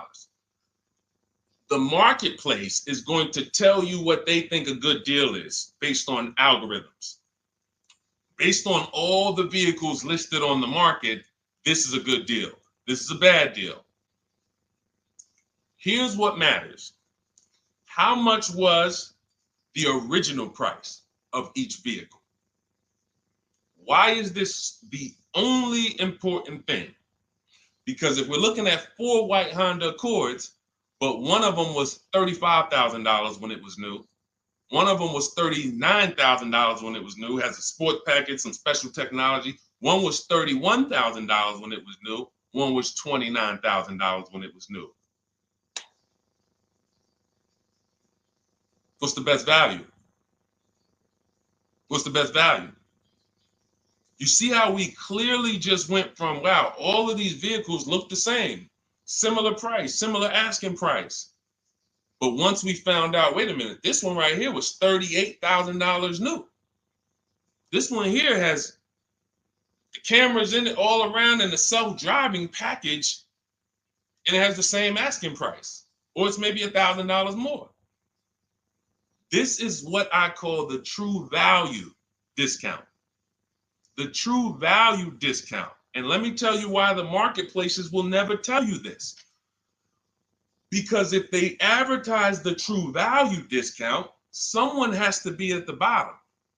In other words, when you're looking at Honda Accords, if you could go right to the true value, who's giving me the biggest discount off the original MSRP? That means the car at the bottom, they might be giving you no discount off the MSRP. We saw that during the pandemic. It was people selling, who remembers people selling Toyota Camrys, 3-year-old Toyota Camrys, for the same price as they were when they were new? There was some deal, everyone wasn't. I know a couple dealers, I know a couple general managers who run dealerships who are ethical. And they said, look, I don't care what the market does. I can't sell a used vehicle for the same price it was when it was new. I'm not doing that. Because when that customer comes back in 3 years to deal with me, I'm going to have to help them again. And if I buried them in their car, then I'm not going to be able to help them. But there were plenty of people who was. The true value discount is all that matters, which means we have to know what the car was new. We have to find the Maroni label. We have to go on the Carfax. We have to go to where the window sticker is and get the original price. And then we'll clearly see, oh, that's the best used car. And no one else shops like that. No one else shops like that. If y'all get that, type dollar signs. If you get that, what I just said, type dollar signs. That is what is important, not what they tell you is a good deal. So going back to me, when I got my Infiniti truck, 4 vehicles, all in a similar price range, all white. They were between $1,800 difference from each other, similar miles. But once I found out that one was 46,000 new, one was 48,000 new, one was 52,000, and the one I ended up getting was 54,000. That separated it. The one that was 54,000 new, they were giving me a 42% discount asking price. These are things that help you cut through the mess, the smoke and mirrors of the car business. In order for you to win and pay less than everyone else, you have to cut through the smoke and mirrors. That's what I'm great at showing you because I was in the business. So these are the things that, again, if you say, Deshone, I need the whole blueprint. I need to give me the step-by-step. Leasing, used cars, high mileage, new cars, give it to me step-by-step. That is my new digital book. It's called Cars from Home, 7 Steps to Saving Time, Money, and Avoiding Dealerships. It'll be in your inbox in literally 5 minutes, and you get yours for 75% off. Support yourself and support your family by getting your copy. Go to my YouTube comments. We have a link right there pinned for you guys. We have a link in the Facebook comments. Get your book for 75% off for the next 30 minutes. You'll see a timer on the page. Now, if you're on TikTok, click that picture of me and go to that link in my TikTok bio and click the one that says 75% off to activate the 75% off link. Get your book so that you never have to wonder about this. Now, we're going to continue, but I just know as we answer more questions, some of you are going to forget that. What we just went over in the last 10 minutes, this next question, you're going to forget all of that. All right. Now, Dennis Gamister from Instagram, on a lease agreement, does the deal use the MSRP or the discounted price? So when we're shopping for leases, this is what we do. We get all our offers with, this is how we construct our offers. If you've ever looked on these commercials and you saw, well, Deshone, when I look at leases, though, it seems like, one, they limit me on miles. And then I also see that they want a bunch of money up front. You are correct. But they only limit you on miles according to the miles you told them you were going to drive. They don't pick the miles for you. We select the miles.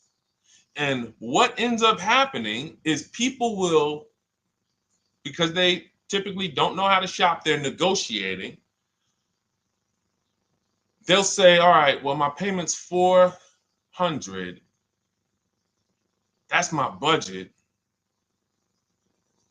I drive more than 10,000 miles a year, but I guess I'll just take the 10. Instead of paying $20 more to get 12, they'll take the 10, and then they'll say something like, if I go over, I'll just buy it. Horrible idea. Absolutely catastrophic idea. Or if I go over, they blame the lease. They literally will get the penalty, get the bill for the 6,000 extra miles that they used, and they're charging them 25 cents a mile now, and say, man, this is why I don't want to lease, because they limit me on my miles. No, they didn't. To save $20 a month, you pick the lower miles. You can customize leases up to 15,000 miles if you want, 18,000 miles. Look at Jen. Jen just got her lease on her Honda. Hold on, where's Jen's lease? She got an 18,000 mile a year lease. Now, the way we shop is 12,000 miles per year, only first month's payment due at signing, and we shop it taxes and fees in the payment. Jen, her best offer on her Honda CR-V hybrid, which is one of the most popular hybrid crossovers in the market, she got $512 a month, 12,000 miles. That's a 1.3 lease. We'll talk about the 1% rule for great lease deals and the 1.5% for overpaying. She gets 1.3. She bumps it up to 18,000 miles per year. But look how much more, y'all. $50. So for $50 more a month, she, instead of driving 12,000 miles, she gets to drive 18,000 miles. And she gets to drive as much as she needs to for $50. Versus her saying, you know, I'm going to take the 12 knowing I don't drive 12, and then I'm going to get penalties and, again, blame the lease. The lease is custom. And the first time I learned about high mileage leases was when I was working at Hyundai. I was a manager at Hyundai for a short period of time. It was a highway dealer. The guy ended up going to jail. It was typical, like, you know, I've worked in some dealers, some phenomenal dealers, but this one was like, if you ever could imagine the prototypical highway scam dealership, I mean, this was it. So I was only there for 6 weeks, but I was a manager, and what I saw was I was taking care of this guy's lease who was just finished with it. He had 72,000 miles on it, and I went out there and I said, wait, you leased this 72,000 miles? He said, yeah, I always lease now. He said, I used to come in every time I bought a car, my negative equity was ridiculous, $15,000, $10,000. I had to keep writing these big checks, and I just said, you know, let me switch to leasing. A customer taught me about high mileage leasing. That's why when I say car salesmen aren't trained, they're not trained. We learn things by intuitiveness and curiosity, and, you know, we're not trained on finance and insurance and leases versus buying, none of that, you know. So anyway, I said, wow. And so I looked at his payment. This guy is only paying like $175 more a month, not even, to drive 25,000 miles a year. So if a normal Hyundai lease was $299, he's paying $450, $475, and he's driving 25,000 miles a year. Boom. Drops it off. Boom. No negative equity, none of the trash that most high mileage drivers are dealing with.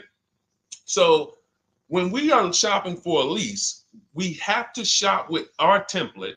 Whenever you're getting your lease quotes, it's 12,000 miles a year, first month's payment only due at signing, taxes and fees in the payment. Assume tier 1. That's what we blast out. In my book, I have something called the 25 to 5 strategy. We connect with 25 dealers online. You use my email scripts, copy and paste. We're going to get 5 offers. This will take you. You saw Ansley. He said, I started it Saturday. By Monday, I accepted a deal. This doesn't matter. This is a 24, 48-hour turnaround to start getting offers on these vehicles. Now, once we're looking at offers, we take the MSRP. We take the monthly payment. We divide it into the MSRP. So let's just say we're shopping for a vehicle. It's $40,000. One of our offers is $400 a month. $400 a month. No money due at signing. Just $400. We drive off. We divide that into the MSRP, not the selling price. The MSRP. So now we divide that into $40,000. we can see and we multiply by 100, that's a 1% lease. The 1% lease rule has been around for the last 20, 30 years. If you could lease a vehicle and the offers is under 1% of the MSRP, it's a steal, great value. Because these a $40,000 vehicle with no money down to buy would cost probably $800 a month on a 5-year loan. So it's incredible value. It's a steal. You don't have to worry, am I overpaying? Nowhere near. You're still in the vehicle. And we have some people who shop from home using the car. If you're Deshone, do those deals really exist? If you're on YouTube or Facebook, you can see right now, look, Greg got a 1% lease on his Kia EV6 Win, $527 a month, $56,000 vehicle. Look, Zafrina, $579 a month, $65,000 vehicle. Ansley, you saw Ansley's Infinity. Rosalie's Infinity truck. Right here. Look, it's paying $592 a month, $59,000 vehicle. 1% lease deals are out here when you know how to shop. Now, that's a steal. That doesn't mean that's the best. I mean, that doesn't mean, oh, if I can't get a 1% deal. In order to get a 1% deal, you have to not just shop. You need major support from the manufacturer. The lease program has to be good. The rebates have to be good. The residual value have to be good. The money factor, which is the interest rate, have to be good. There's a lease program that no dealer can control. So when we get these offers, that's how we're judging them. Divide the monthly payment into the MSRP. In my book, I have a calculator that I created where we put all our offers into it, and then it spits out what we call counter offers. So we get 5 offers, 7 offers, we put them all into this calculator I created. Again, this is the best $24. If you get there for $24 before that 30-minute timer and you get your copy, it'll be the best $24 you ever spent. I hold myself accountable to that. You can Google the book and read the reviews. There's software that we created that that's how you're judging your leases. You're looking and you're comparing to the 1% rule. Now, when you get to 1.5%, we can't make those deals. We're paying too much for a vehicle that we're giving back. We have to see, there was no indicator before I created the 1.5% rule. As much as I love educating people on leases, the only people who should be leasing is if you're not keeping your cars 8 years. All of you long-term people who are like, you keep your cars more than 8 years, don't think about leasing at all. You should be shopping for below market purchases. But if you're not keeping your cars 8 years, you're losing thousands of dollars not leasing cars. Depreciation is where you lose. Resale value is where you lose. So the 1% rule is what our anchor is, but 1.2 is great value. 1.3, great value. 1.4, good value. 1.5, good value. Anything over 1.5, now we're paying too much for a vehicle that we're giving back. So that's how we're judging. That's how we're judging and comparing our lease offers. And with the calculators that are in my book, you can literally do this in seconds. This stuff, these mathematical things that used to be complex, even hard for me to explain, when you're using the stuff in my book and you're seeing, wait, man, there's calculators, I can do this, boom, boom. Why don't these calculators exist on Google? Because anything that makes dealers compete, they're not going to make for you. They'll make stuff for you that allows you to see more and do this and make it easier and faster and connect to get a loan quick. But competition, any tools that create competition, they're not going to make those for you, because that's where the real money comes off, when you make dealers compete. Okay, so you want your copy of Cars from Home, 7 Steps to Saving Time, Money, and Avoiding Dealerships. Click the picture of me on Instagram or TikTok. It's going to take you to my bio. You won't leave the broadcast. Click that link, and then click the button that activates the 75% off, and you'll have 30 minutes. Once the timer goes to 0, the $97 price is what you have to pay if you want it. It's up to you, but $24 is much better than $97. $97 is still a great price. I have no doubt that you guys would write me, especially the more you use this. 1, 2 cars, 3 cars. You get 1 lease this year, a used car next year, a new car about 4 years, and Deshone, what about when websites change? What about, this is an online system. Websites go out of business. Vroom went out of business. They were in my book. We used to get bids from them. to sell cars to them. When we were shopping for used cars, they were in my multiple marketplace strategy. They went out of business. I went right into the master file, updated the 9,000 people that had a book. It was probably like 2,000, 3,000 at that particular time. And the next time people opened the book file, there was no room. That's why the book is digital. That's one of the reasons. You'll see the other reasons is I have scripts that I link you to. I have PDFs I link you to, videos I link you to. I couldn't do this with a real physical book. So again, in the YouTube comments, in the Facebook comments, we have a link for you guys to get your book at 75% off for 30 minutes and use it. All right, Dolan, shoot the next one then, brother. Let's go. How old of a used car should a person buy? That's based on budget. I like to start with when we open those marketplaces, Tony, you want to start with the most recent cars. The first thing you're doing when you open up the marketplaces, y'all, first of all, we're creating accounts. Out of all those marketplaces I named, 6 or 7 of them, we use 8.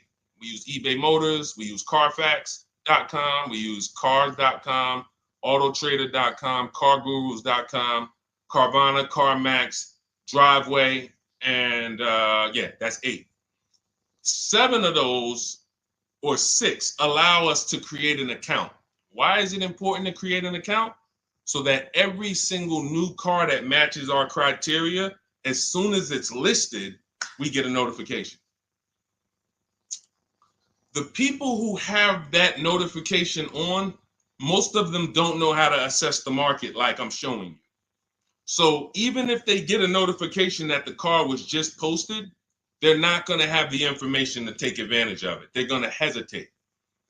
What we do is the first thing we do after we create our account is we're now assessing the market. Where's the low prices? Where's the high prices? And I'll usually go 3 years back, sometimes 4 years back, and let's assess the market. Now, I have another calculator in the, matter of fact, let me show this to you guys. I have another calculator. It's called the Perfect Budget Calculator. The Perfect Budget Calculator. What this does, you guys can't see this on YouTube, but you can see it on you can't see this on TikTok. But if you go over to YouTube, Facebook, or Instagram, you'll be able to see what I'm sharing right now. Now, what often happens is, let me share this. Hang on. Boom. Okay. So now what often happens is, a lot of you will say, I could put down $2,000, but, if I don't have to, then I won't. Or, if you get a car and you pay $15,000, if you pay $500 a month for 5 years, that's a lower price you paid than paying $500 a month for 6 years. So ways to manipulate our budget is to shop within our budget for a shorter loan. This is all stuff where I said, okay, people don't know they need to be doing this. So let's make a tool that does it for them. And this is, you get access to this when you get your copy of Cars from Home, my book. So let's say we do something called an equity assessment. Everybody who has a car, remember I was mentioning a little while ago, we go to these websites, Driveway, all these, and we find out what our car is worth. Let's say you're like, man, okay, if I sell my car to CarMax, I'm actually going to have $3,200 of equity. All right, so when I sell, I'm going to put that into my budget. All right, now my down payment, max I could comfortably do is $1,500. That's max. Now, we use the average interest rate. And in my book, I give you a link to see what the average interest rate is at the particular time you're going to be shopping. Let's just say it's 6.9. Now, we enter a comfortable monthly payment. Let's say you're like, all right, I don't want to go any more than $425 a month for 6 years. That's my max. You enter your state so we can pull the taxes and we can pull the fees. New Jersey, calculate budget goals. Now it's going to ask you a comfortable monthly payment on a 5-year loan. You might say, all right, same thing. I still don't want to go over 425 no matter what. Perfect. What this does is create multiple goals. And it creates multiple goals. It creates a starting point. Now, if you find a car at this price, $18,776 or less, you can do a 5-year loan, use none of your equity, so this will go in your bank, and use none of your down payment. Now, next goal may be, okay, $22,000 or less. 6-year loan, no equity, no down payment. So the first 2 goals are no money down goals. If I find a car anywhere in these price ranges, I can do these deals, no money down.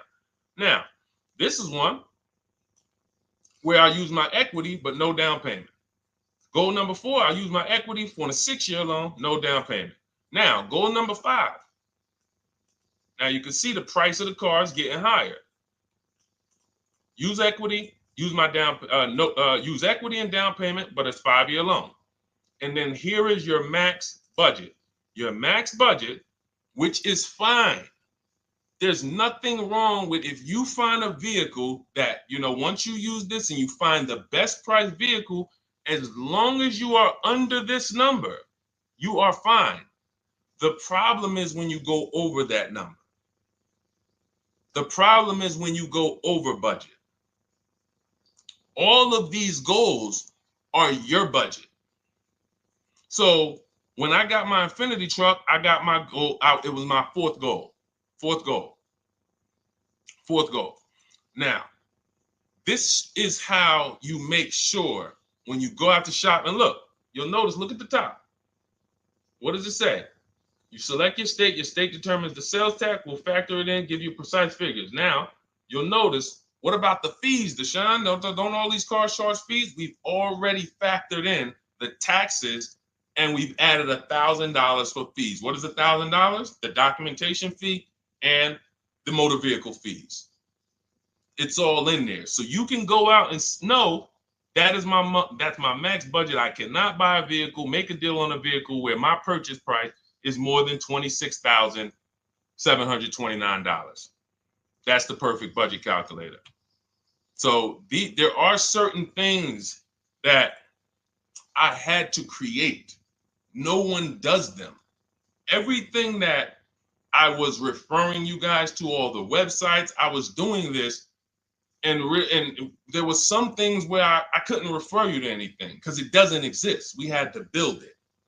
So this is how we make sure we are shopping, whether it be for new cars, used cars, below our budget. And that's not how you make, but here's the thing. I need you, before we go to the next question, I need you to understand something. That doesn't make sure you pay below market price. You have to combine this with getting bids, because you can be within your budget and pay over market value. There's 3 types of prices you can pay for a car, whether it's a new car, used car, or lease. Did you pay market value? That's what everyone's paying. Average. Did you pay over market value? Our only deals we make are below market value. And the way that happens is through bidding and creating a marketplace around you where all these people are competing for your business. That is how you combine that with the budget. This will keep you below your budget, but it does not guarantee. If I gave this to you, all of you would be like, this is great. I'm never going to go over my budget again. But it does not, until you combine that with getting bids for whatever you're looking for, you still run the risk of overpaying, even if you're under budget. Okay? Clear? Type $ if you're all clear before we move to the next question. And there's no way for us to do this manually.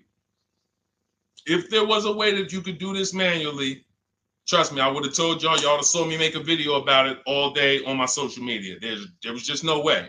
We had to build software. And you know, in my book, you guys will have access to at least 5 calculators for counter offers for new cars, true value discounts when you put the new price you put the original new price of the used car deal whatever used car you're buying, you put the new car price in, and then you put in the asking price, and it tells you the true value discount, perfect budget calculator. We have at least 5 softwares that I've custom built, and to make sure you guys get great value. So again, I didn't want to be the person who said, you guys know, there's plenty of people who be like, man, the value I'm giving you guys, I'm gonna charge $2.99 for the book. Whatever. The people who pay, they'll save the money. And the people who pay, there'll be some people, because some people are gonna pay, they just see value. Poor people look at cost.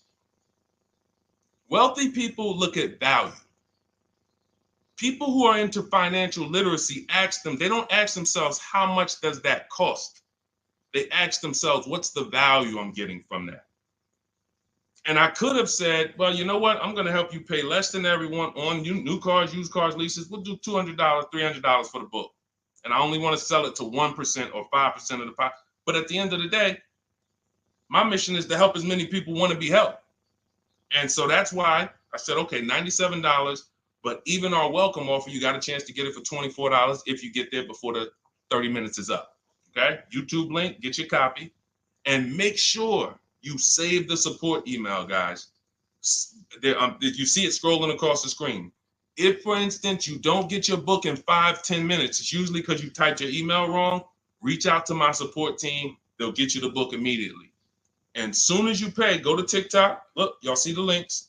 Go to my bio on YouTube and Instagram. Get your copy. And as soon as you pay your $24, there's going to be a page that says screenshot this page.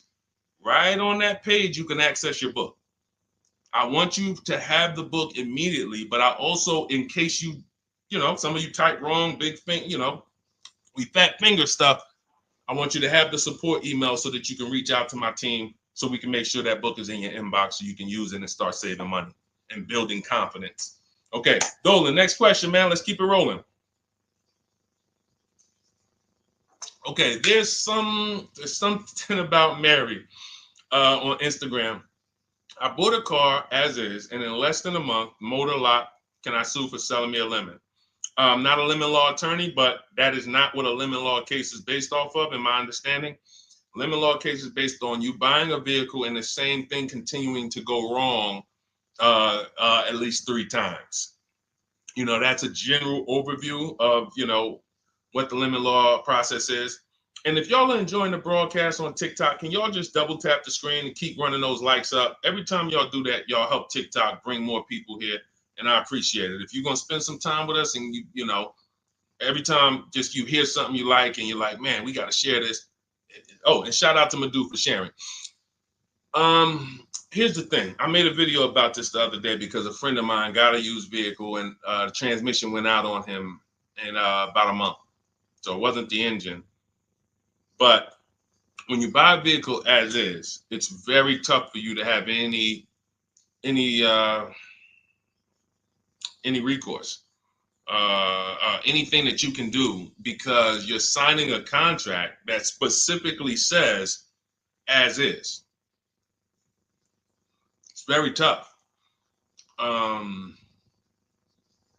What I would do if I was you, because the damage is done, I just find out what it would cost me to put a used engine in the vehicle, rebuilt in a used engine, salvage yard. You need to, and especially if you're buying cars that you're paying cash and you're buying as is cars, these are probably cars that are under 10 grand, 12 grand. You need a mechanic. See, because that's a strategy. There is a great strategy called buying inexpensive cars and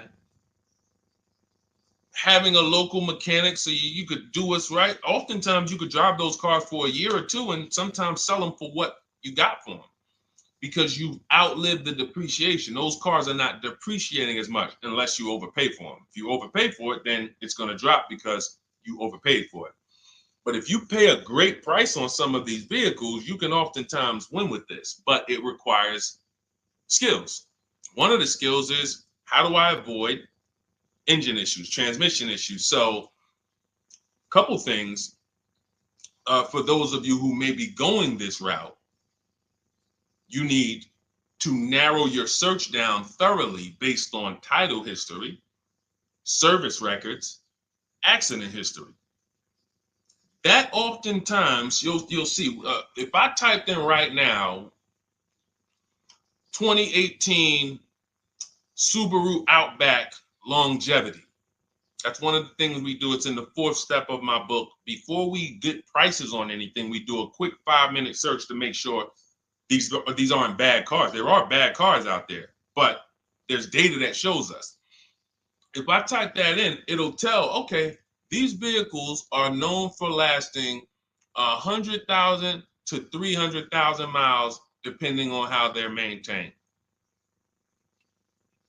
That means you could have a quality vehicle, but if it wasn't maintained correctly by the first owner or owners, it's going to break down. The life cycle is cut short. These are preventable mistakes by simply checking Google. Now, we narrow these things down based on title history, service records, accident history. Once we do that, I don't mind buying a 10-year-old. I bought a car that was it's my around the city car. I drive it probably 200 miles a month. I bought it from a owner in South Orange. He was a 98-year-old man. He's had it for 10 years, and he knew everything about it. He leased it for 3 years, then he bought it. So he's really had the car for its entire life cycle. That's what you want, because you're able to look and see the service records.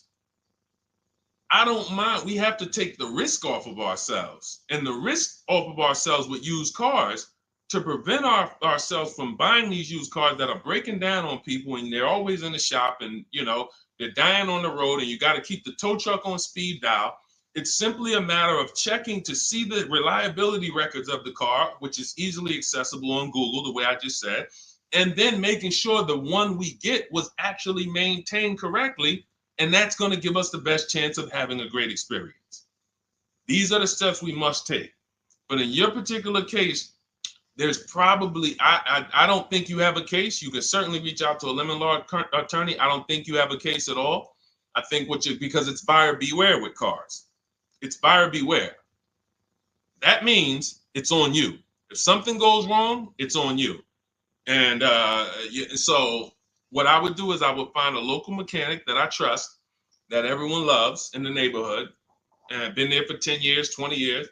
And I would say, listen, can you find out what it would cost me to put another engine in this vehicle? My father did this on his GMC Envoy about 6 years ago. It was a 2008 Envoy. The engine went out on him. He put a new engine in the vehicle. One of the best $2,000 he ever spent, $2,000 or $2,500, whatever it cost him. They put a new engine in that vehicle. He still has it. He's about to sell it for about $4,000. He's had that vehicle from 2013. Think about that. A lot of people, engine goes out, they sell the car. It's worthless now, so they take the loss. Meanwhile, man, let me come up with $2,500, and I still got no car payment for the next 6 years. We don't need to be so quick to go replace our cars. If we follow these strategies, we can actually, I love to see more people doing that. Just go fix the car. But don't go to the dealership to fix it when they tell you, hey, the engine's going to cost $10,000. And what does the dealership say, y'all? When you have these major issues and the dealership tells you the transmission is $7,000 and a new engine is $10,000, what's their suggestion? What's their suggestion when they tell you that? Because they already know you're gonna be like, yo, what the heck? I can't pay all of that. What's their suggestion? Let's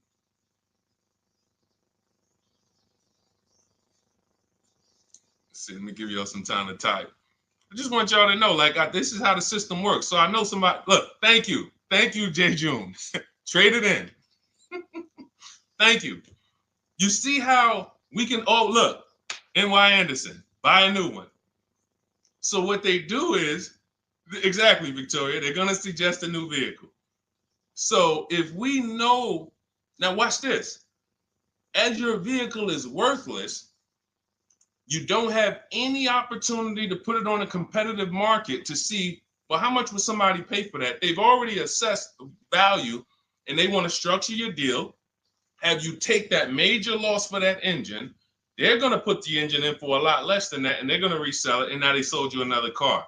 When you could have just literally went to a mechanic, got a rebuilt or got a used engine, put in that vehicle, cost you $2,500, maybe $2,000, and literally you're on the road for another couple years with no car payment, keeping money in your household versus now I'm in another $400 a month payment.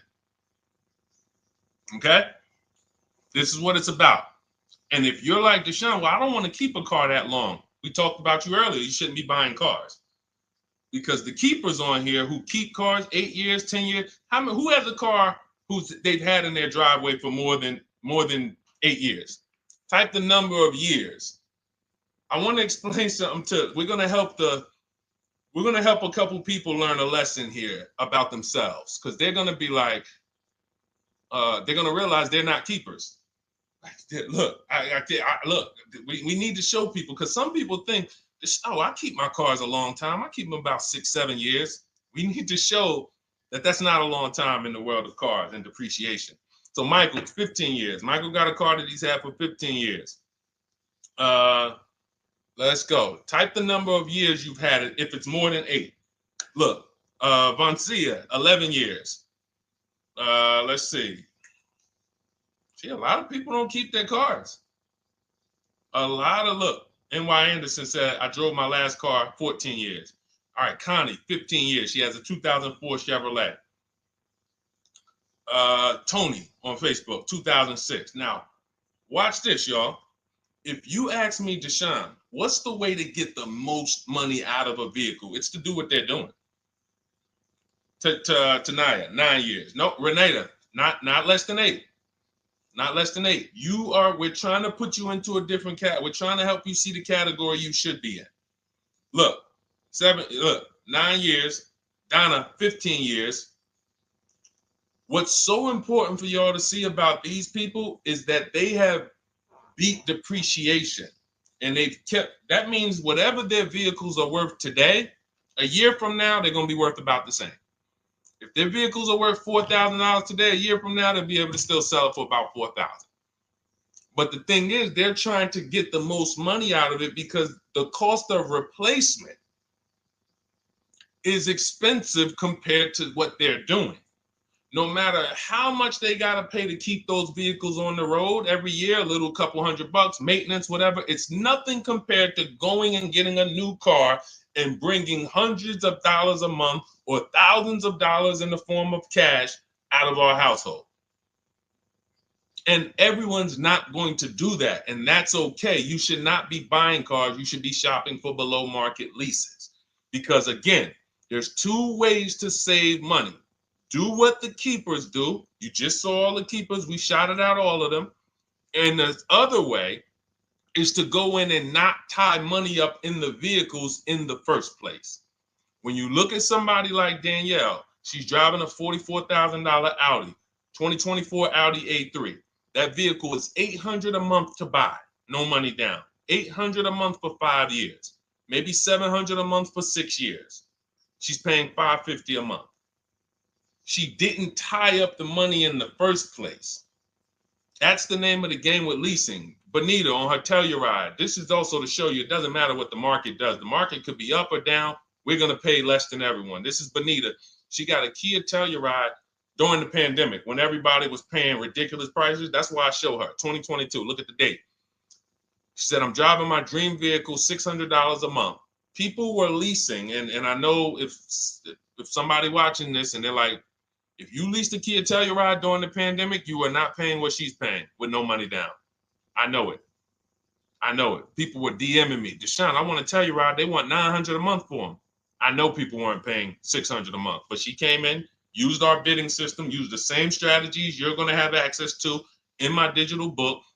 She got $600 a month from home without being in a dealership. Her dream vehicle. This is how you win. You're either going to not tie up your money in vehicles. You're going to drive new vehicles that don't have problems because they're always under warranty and you're paying cents on the dollar compared to people purchasing.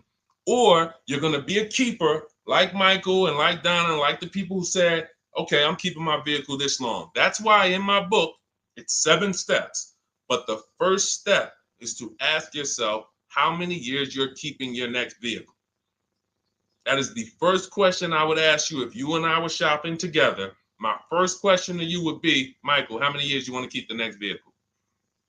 8 or more or less than that? If you said to me, Deshone, I'm going to keep it at least 8. All right, let's go for the purchase. New or used, depending on budget, but we're purchasing. We need to find a below market purchase. If you said, Deshone, I'm 6 years max. I can't see myself keeping a car more than 6 years. All right, we're going to shop for a below market lease. Because the money you're going to spend in a below market lease, when you get these below market lease deals, not commercial leases, not what you see on advertisements. Those are ridiculous prices. We don't pay those prices. None of these people that you see, Greg, Charles on his Palisade, none of these are advertisements. They're thousands less. But when you're putting money in the cars and you're driving brand new cars, this is how it was for me when I was 22. This started for me at 22. I was working for Pontiac, and I leased a brand new Pontiac G6. It was $256 a month. $256 a month. It was like a $21,000 vehicle. Same time, I had a friend of mine. She got a I don't want to say it because she might be watching this, and this is no shot at her. I didn't understand enough to teach her back then because I was new in the business. She went and she bought, let's call it a Honda Civic. Now my car was bigger because the G6 was a mid-size vehicle. The Honda Civic is a compact vehicle, but she bought it. $20,000 vehicle, 22, whatever it was at the time, paying almost $500 a month. Like, that's a $500 payment. That's what it is. So my young household, I got a newborn daughter. I got a new car I'm paying $256 a month for. Same time, it's got families around me. They're in their 20s, but they're paying $500 a month. This is what showed me, wait, something's going on. And I never stopped. I bought a used car at that time. But since I've had 4 Infiniti leases, I've had a Jeep Grand Cherokee lease, and people always think, D, you must be paying ridiculous money. I see you get new cars every 3 years, but they don't. I'm driving $40,000 cars, $45,000 vehicles. I never paid over $400 a month. Not one of my lease payments was ever. I remember I got this Jeep Grand Cherokee, and it was a $35,000 Jeep Grand Cherokee Laredo, 2018. When I got my offers, the best offer was $330 a month. 12,000 miles per year. And that's what I was driving. If I was driving 15, I would have bumped it up to 15,000 miles per year. I got $330 a month. I went in there and I gave them $330 for that Jeep Grand Cherokee, and I drove off. $35,000 vehicle. This is what I'm telling you guys. This is what is called deal structure. If your deal is not on the right foundation, if you buy but you should have leased, you're overpaying by thousands and thousands of dollars. And you're going to have subpar vehicles with that run out of warranty, and you're going to have the same payment. You're going to have higher payments. I need you out of these 2 categories. I need you in one of these 2 categories. I'm either going to keep my vehicle long enough to beat depreciation, 8 years or more, or I'm shopping for a below market lease. I'm not going to be stuck in the middle no more, buying vehicles and then selling them while they still have a loan on them, negative equity and all of this stuff. This is paramount. Okay, the buying versus leasing thing. I need most of you to put this to bed today. And I think I'm one of the only people that goes into buying versus leasing by the numbers. It's not opinion based. It's not, oh, I think you should lease if you're, depending on the car here, it doesn't matter the car. Doesn't matter the car. You can see Teddy's, let's show Teddy's luxury. Teddy got a BMW. Doesn't matter. He wasn't going to keep it 10 years. Look, goes on a BMW 2024 i4 M50. It's a $73,000 vehicle, $856 a month. $856 a month. Look, he said the dealer's initial offer came in at $937 using the counter offer calculator. Using the counter offer calculator, he counted at $829. 8:56. If you just jumped on the broadcast, I showed you some of the calculators that I created that are in this book. In my book, there's a reason it's 5-star rated. There's a reason people that you can go read what your peers say about that book. Get your copy for 75% off. It's in my TikTok bio. Click that picture of me. Click the link. Same thing on Instagram. Go to my bio, click the link, and you'll see a button that activates the 75% off book. And if you're on YouTube or Facebook, it's in the comments section. 30 minutes only. Get your book so you can have access to all of this. Unless you just have an incredible memory and you can remember everything we talked about over the stream, but none of you can. I know none of you can. That's why, I mean, I couldn't even do it. It's just too much. We're talking about used car strategies, new car strategies, lease strategies. You guys, you're not gonna remember all of that. But anyway, let's go. All right, I think we got time for a few more. Go ahead, Dolan, keep it rolling. Make sure you guys screenshot the support page. As soon as you pay for your book, the book is on the thank you page. Remember that. I don't want you, I send you the book 2 ways. As soon as you pay, it says access your link below. Open it. You can click it and save it right to your phone or computer right then and there. If you do not save it right then and there, make sure you screenshot the support page or use the support email that's scrolling through the screen. This is not for questions. Do not send me general car questions here. I don't answer questions by email. That is strictly for those of you who have your book and you're like, or you paid for the book and you're like, okay, where is it? It's usually because the email was wrong. That's okay. Hit that support email so that my team could send you the link out so that you can have your book today and start digging into it and using it. Even if you're not shopping right now, you can still map a plan out. Go ahead, Dolan, shoot the next question up.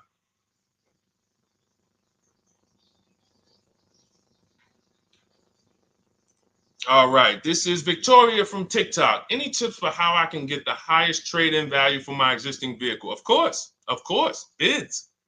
Bids. First of all, you just said a curse word. You may not know, but we don't use that T word here because you're never going to get anything.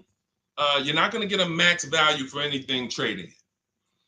We are fortunate that we have the opportunity to get bids from cash buyers in the market. And I'm not talking about cash buyers like Facebook Marketplace where a person, it's one of your neighbors from your town coming to look at your car. I'm talking about institutional cash buyers. People who cut a check instantly and, they do an inspection. That Jeep Grand Cherokee I sold to CarMax, they were the highest bidder 3 years ago during the pandemic. I'm not going to tell you what I made because those values don't exist anymore. So it just doesn't even make sense. But, those of you who were watching my videos earlier 3 years ago or using my tips, you guys cashed out and made ridiculous money. When corporations were trying to make money on people, we made money too. But CarMax won the bid. I went down there. They did an inspection on the vehicle. They came back. Accounting department came, cut me a check. I walked away with a check. That's it. You don't want to trade. You want to sell. You want to break your not even break your transactions. I need you, Victoria, to realize there are three transactions in a car deal. Who you're going to sell your car to, that's one. Who you're going to buy your car from, that's another. Who you're going to get your loan from, that's the third one. Now, you're not always cash buyers. Deshone, I pay cash, then you don't need that. Deshone, I don't have a vehicle to replace, then you don't need that. But how do we make sure we get the highest value or the biggest discount? Bids. Each one, we make the market bid. So what you should do right now, Victoria, this is step 2 in my book. After we decide whether we're going to buy or lease our next vehicle, that's step 1. Then we move to what is called the equity assessment. We need to find out, do we have equity or negative equity? Equity assessment. We call our bank. If we have a loan, we find out what our payoff is. Then we're going to go to CarMax.com. I'm going to give you the 6 companies. This is the equity assessment process. We do this for leases too. I don't know if we have time to go into that, but I'm sure there's people on here who didn't know you could sell a lease. Type a question mark if you didn't know. Deshone, what do you mean selling leases? I never heard of that before. Type a question mark if you didn't know you could sell leases. We have an equity assessment process for that too. But what you would do is you go to CarMax, Driveway, Carvana, Kelly's Blue Book Instant Cash Offer. This takes 20 minutes. Auto Nation, Sell My Car, and Car Gurus, Sell My Car. Car Gurus, Auto Nation, Kelly's Blue Book Instant Cash Offer, Driveway, Carvana, CarMax. 6 offers in 20 minutes. That's bids. See, everything we do is a bid. That's how we have peace of mind. We don't negotiate. We make people negotiate with each other. There's 2 schools of thought. I want to remodel my kitchen. I want to remodel my whole kitchen. I go in and I have 5 people come out to give me a quote. One of them comes in and I start negotiating with them. Hey, you got to take less. Hey, you got to take less. You got to take less. I don't know if it's a good price or not. But when I come in, the first person comes in, I say, hey, okay, great. Is this your best offer? I'm having a couple other people come by. Oh, okay. Okay, thanks a lot. Next offer? Oh, next offer? Oh, well, listen, look, I could beat that. Oh, I'll give you another 5,000 off. They're competing against each other. When someone knows you are shopping their competition, you're making them compete with each other. They're negotiating with each other, not with you. That's a bar. Type of exclamation point if you got that. When people know you're making them compete with their competition, they're negotiating with their competition, not with you. That's the power of bidding. That's why we got grandmothers and single mothers that can come in and do this. That's why we got people who can come in and do this. You know, how are people getting these prices? Not negotiating, because they're making people negotiate with each other to earn their business. They're making banks negotiate with each other to earn their business. It's a beautiful thing. Banks and dealerships depend on you not making them compete. They want to negotiate with you and try to make you imagine and make you think, well, that's the bottom. That's the bottom. And you think that's the bottom, but that's only their bottom. Their competition's bottom is different. Their competition's best interest rate is different. Their competition's best discount is different. And why is what we do so easy? Because we're right here in our houses. That's why our entire system, our company, my book, our mindset is called Cars from Home. Cars from Home. It encompasses everything we do. Cars from Home. So that's what you do, Victoria. First thing you do is you go to those 6 websites, get your 6 cash offers, and that's going to be higher than any dealer you would ever consider trading the car to. Guaranteed. And this also allows us to eliminate the fake emails we get. All of this stuff is computer generated. I know you guys get these emails. Hey, Deuce, great news. We need your 2016 Kia Optima. We have a customer looking for it. We'll pay you $2,000 over MSRP. Who's gotten those emails? We'll pay you $2,000 over Kelly's Blue Book. Who's gotten those emails? Deuce, the list is CarMax, Carvana, KBB Instant Cash Offer, Driveway, Auto Nation, and Car Gurus. Car Gurus. That's step 2 in my book, the equity assessment process. This is stuff we do before we start shopping. Decide whether we buy or lease is step 1. That's going to put our deal on the right foundation. Step 2 is the equity assessment. Everything we do is a path. It's a clear, easy path. Okay, so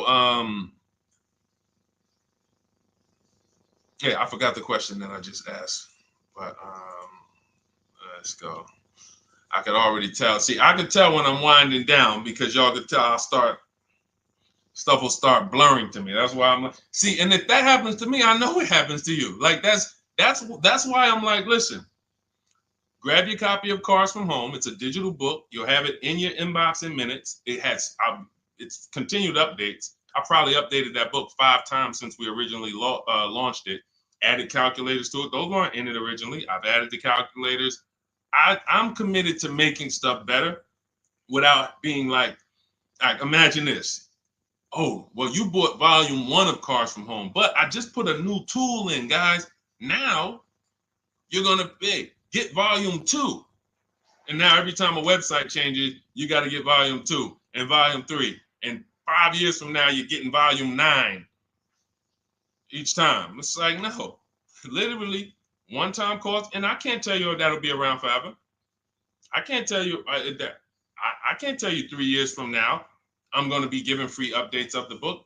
I don't know, but I know today that's what it is. Everyone who gets their book, you get free updates as I update the book, because there's value in that.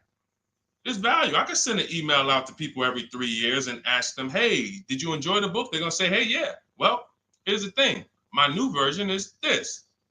There's value in that. It could just be $24. They're already a believer. Someone who used the book's already a believer. So they'd be like, yo, the new version, oh, I'm about to shop again. $24. I'll pay it again. It's the best money I ever spent. But for now, I'm not doing that. Those of you who have the book, you will get free updates, and we'll keep you on the list to make sure you always get free updates of the book. So your link for 75% off is in the YouTube comments. It's only good for 30 minutes.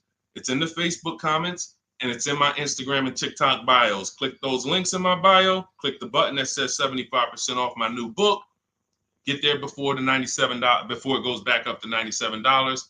And make sure you save the support email, guys. Screenshot the support email. It's scrolling across the bottom of the screen. If that book is not in your inbox in 5 minutes, I want you to email my support team. Make sure you check your spam.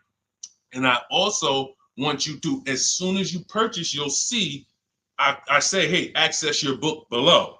So there's a link where you can click, open it up, get your book immediately if you want to download it, but I also email you a copy. But make sure you save the support email just in case. And again, that email is not for questions. Okay, it's not for car shopping questions, nothing like that. That's only to make sure you get your book. Okay, so great. Listen, great job. We've been on here about 1 hour and 20 minutes. Great questions. You guys know I like to go into detail in these questions. I would love to be able to get through 100 questions in 1.5 hours, but that's just not the way it works. We're not talking about buying, $100 items here. If we were talking about house buying, we'd have to go into detail. These are major items. This is the most expensive item y'all are going to buy behind your house. Think about that. And think about how many people are there to protect you when you buy a house. Think about how many people have licenses. See how that question got asked earlier? Can they sue if it was a house and they did you wrong? Sure. You can go before the real estate commission. People can lose their license. People can lose their ability to practice real estate. If they did something unethical, you can bring them before a court and a judge, and you can have recourse. You can get, justice. Cars, you got nobody. No one's licensed. The person who's helping you buy your car that you're sitting there negotiating with, which I want you to stop, they might have just got that job. And they didn't get that job because they're a finance expert and they're someone who understands how to help you, because they're not going to ever make you compete against. They're never going to put you in a position where you can make them compete. They'll say, hey, let's negotiate. But here's the thing. That person just got a job because, you know how many people walked in a dealership with a good smile and a good personality? 2 weeks later, they're selling cars. These are the people that are helping you. They're not licensed. They didn't go through school. They didn't go through ethics training. They didn't go through any of this stuff that realtors and brokers have to go through to help you buy houses. So when you get your car, it is on you. That's why you want me working with you. You want my blueprint. You're not by yourself. You're watching my videos. Once you get my book, you can stop watching my social media videos.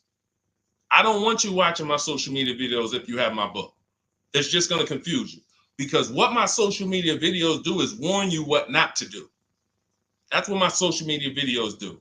Don't do this. The worst thing you could do is this. The worst thing you could do is this. Don't do this.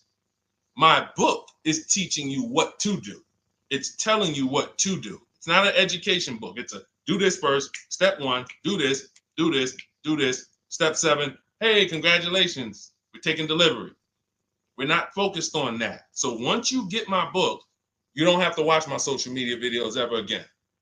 And I want to say that because a lot of people will get the book and still be watching them and trying to piece it together. You got my blueprint. You don't need those videos anymore.